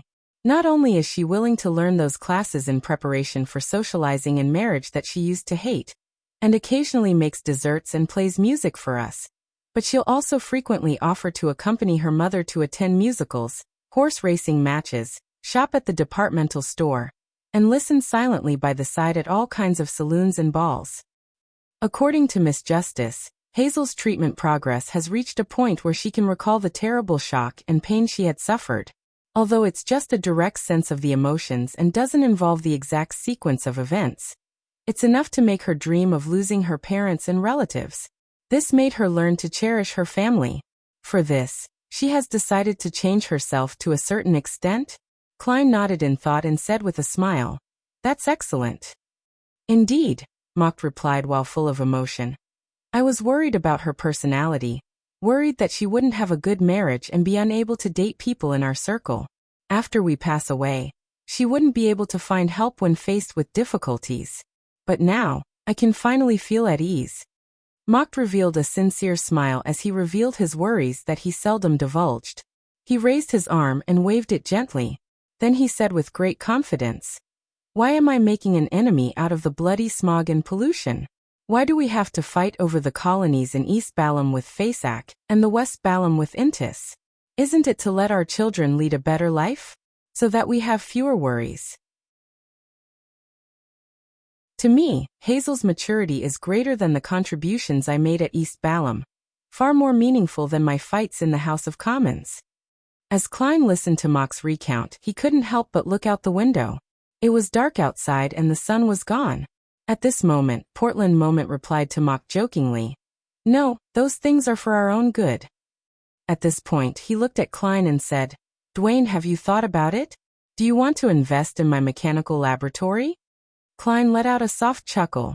"Mr. Chancellor, why are you still so anxious like a young man? I've already read through the information you gave me and have a rough impression of the rights and revenue. Frankly speaking, I'm very interested. To let talented young adults obtain training at such a mechanical laboratory is greatly satisfying. This should be something we invest in. What's most valuable in this day and age? Talents. Emperor Roselle once said that." Portland Moment chuckled. "So, how much do you intend to invest?" Dwayne raised his porcelain cup and drank a mouthful of black tea. "The initial plan is £10,000. As expected of the most famous tycoon in Backlund recently. I can't even guess how many assets you have. First, you donated more than £10,000 of shares. Then you spent £20,000 buying Mager Manor. And now you're donating £10,000 to the Portland Mechanical Laboratory." Mamriana couldn't help but exclaim. Portland Moment gave a thumbs up. "This is a truly keen investor." Klein smiled and said, "But I'll still find a team formed by lawyers and accountants to verify the actual situation and stipulate the conditions. Professional matters should be left to the professionals. Besides, I still have to consider investing directly or first establish a company or foundation and complete the investment through it. Oh, Portland, I think there's one aspect that you didn't take into consideration. How can such an important laboratory not have any security measures? Aren't you afraid of commercial spies or foreign powers infiltrating and causing destruction?" Portland Moment was taken aback as he slowly nodded. "That makes sense. I previously neglected this problem."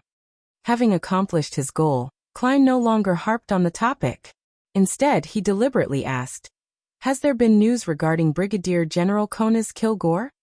Mock sighed and said, "No, Civilau's yard said that Mager Manor and the surrounding areas have been searched. They didn't even find any leads." As he spoke, the House of Commons Member of Parliament lowered his voice and said, "I suspect that the Brigadier General had an accident while carrying out a secret mission. The current mood of the higher-ups has been a little strange. From a certain point of view, you guessed right." Klein sighed. "I hope nothing happens." Amidst high tea, Klein took note of the time and went to the bathroom. Above the gray fog, he placed the Dreamwalker characteristic into the junk pile that seeped out of the mutated bottle. By the time high tea ended and he returned to 160 Backlund Street, the sky had already darkened. The street lamps on both sides of the road were lit up ahead of time as the rain pattered down the carriage windows. Now all the questions are concentrated on what's hidden in the Blood Emperor's ruins. As long as the three churches discover the problem in time, they can prevent many things from happening. Klein looked out at the street lamps that looked blurry from the rain as he considered the recent developments. For now, apart from capturing Katerina, I can't provide much help. Furthermore, the goddess is digesting or controlling death's uniqueness. She might not have the power to provide a response at that level. To solve this problem, I either get a grade 0 sealed artifact with a targeted effect from the Holy Cathedral, or I rely on the Church of Steam and Storms, and see which one of the true deities will respond. A grade 0 sealed artifact might not be enough since it involves a king of angels. And there might be traitors amidst the two churches. Traveling from 39 Buckland Street to Unit 160 didn't take long. Before Klein could straighten out his thoughts, he had already returned to his doorstep. He had no choice but to get off the carriage. When he changed his clothes on the third floor, his spiritual perception was triggered. He saw Rionette Tinker walk out of the void with four blonde, red-eyed heads in hand. "It's from Sharon?" A guess came to him as he received the letter. "That's right," one of the heads held by Rionette Tinker replied. Without another word, Klein opened the envelope and unfurled the piece of paper. There was only one line on it. "We'll take action at 10 tonight."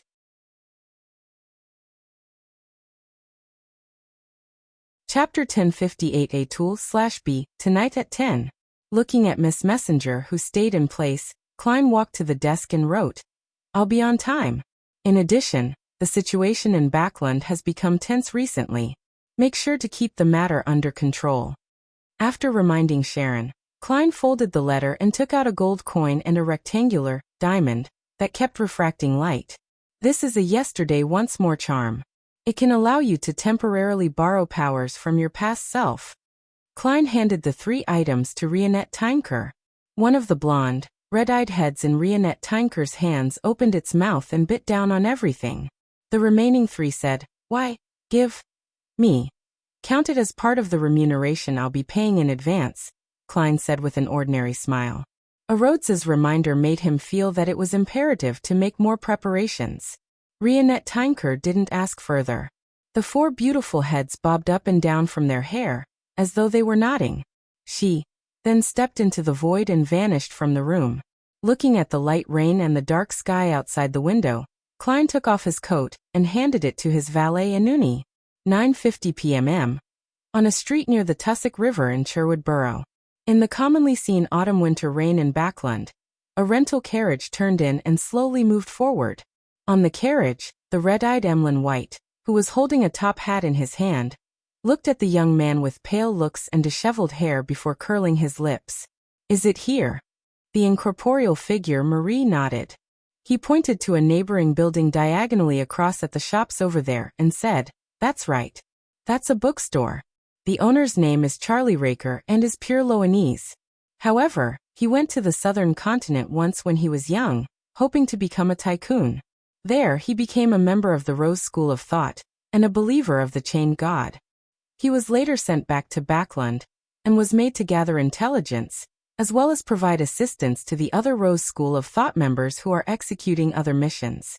We've been watching him for a while, and wish to finish him off and sever the source of intel for the Rose School of Thought, so that we can create a better living environment for ourselves. However, we ultimately held back." Emlyn smiled and said, "The facts have proven that tolerance can indeed be exchanged for better results. To be honest, your performance is quite different from what I imagined for a temperance faction wraith. I thought you would be very terse."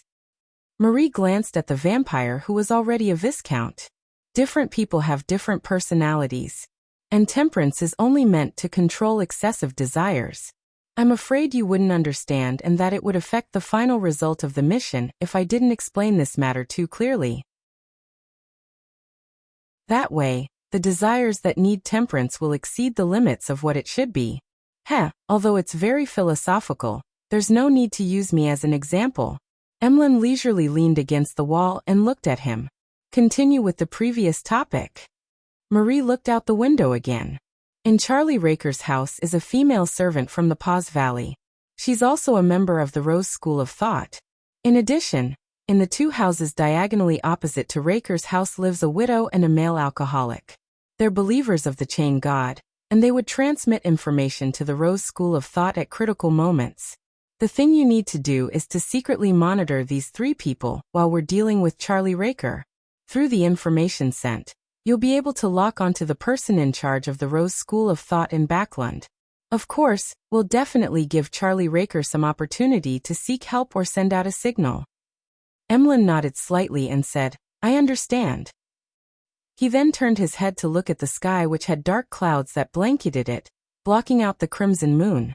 He turned the ring with the ghostly blue gem on his ring finger. This was the Oath of Rose ring. It allowed Earl Mistral to share his sense of sight, hearing and smell.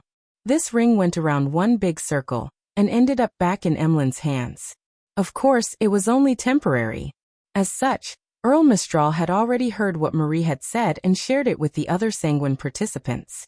Emlyn originally believed that although he was only the intermediary who was in charge of communication and didn't play an important role, even if that were the case, he felt that he was able to showcase some of his spells as a Scarlet Scholar, allowing him to pass the information in a really cool and elevated manner in front of Wraith Marie. To his surprise, he didn't need to do anything. All he needed was to be on scene wearing the ring. This made him very depressed. He felt that he was purely a tool. Without being a demigod, I'm not qualified to directly participate in many things, much less to save the race. At that moment, Emlyn felt a little impulsive. He felt that his level wasn't worthy of his secret identity, and that he was unable to bear the responsibilities he needed to bear. As for the Oath of Rose's effect of being able to allow the thoughts of the two wearers to appear in the minds of the other party from time to time, Emlyn wasn't worried. He had asked Miss Justice to hypnotize him, so that he wouldn't think about matters that he didn't want the sanguine upper echelons from knowing tonight. Just as he had this thought, he suddenly heard Earl Mistral's voice. Arrogance, childish, naive. This is a particular thought of Earl Mistral that was transmitted by Oath of Rose. Emlyn scoffed inwardly as he began chanting a name. Ernst Boyar. Ernst Boyar. This Viscount had been hypnotized under the protection of Earl Mistral, and had been volunteering at the Harvest Church for a long time. At that moment, Marie glanced at Emlyn's expression and nodded. Your current attitude is reassuring. Very serious, very solemn, and very focused. Ah. Emlyn was first taken aback, before he curled his lips slightly. Thank you. The second floor of the bookstore was Charlie Raker's house. This businessman was over 50 years old, and his parents had long passed away. Despite being never married, rumors had it that he had a few illegitimate children, but none of them lived with him. After instructing the servants to check if the house's windows were locked, he returned to his bedroom and poured himself a cup of red wine. He sat on the sofa and savored it in a relaxed manner. He was used to drinking some wine before sleeping. When he finished the red wine, Charlie Raker stood up and walked towards the bathroom. When he passed by the full-body mirror in the bedroom, he casually took a glance, and his body suddenly froze up. In the mirror, his face had unknowingly turned abnormally pale. His eyes were protruded, and blood was seeping from the edges. The corners of his lips were slightly red. As a member of the Rose School of Thought, Charlie Raker wasn't unfamiliar with such a situation. He didn't scream or run recklessly like ordinary people. Instead, he raised his right hand and extended it to his chest. Just as he touched the accessory he was wearing, his body felt like it had fallen into an unmeltable icy abyss. It was cold from the inside to the outside. The cold seemed to have a life force of its own as it expanded rapidly and covered every corner of Charlie Raker's body. It made him feel like his joints and muscles no longer belonged to him, as they began to abide by the commands of others. At that moment, it was as if there was another person in his body. It was cold and blurry, filled with malice. It directly took over everything other than his thoughts.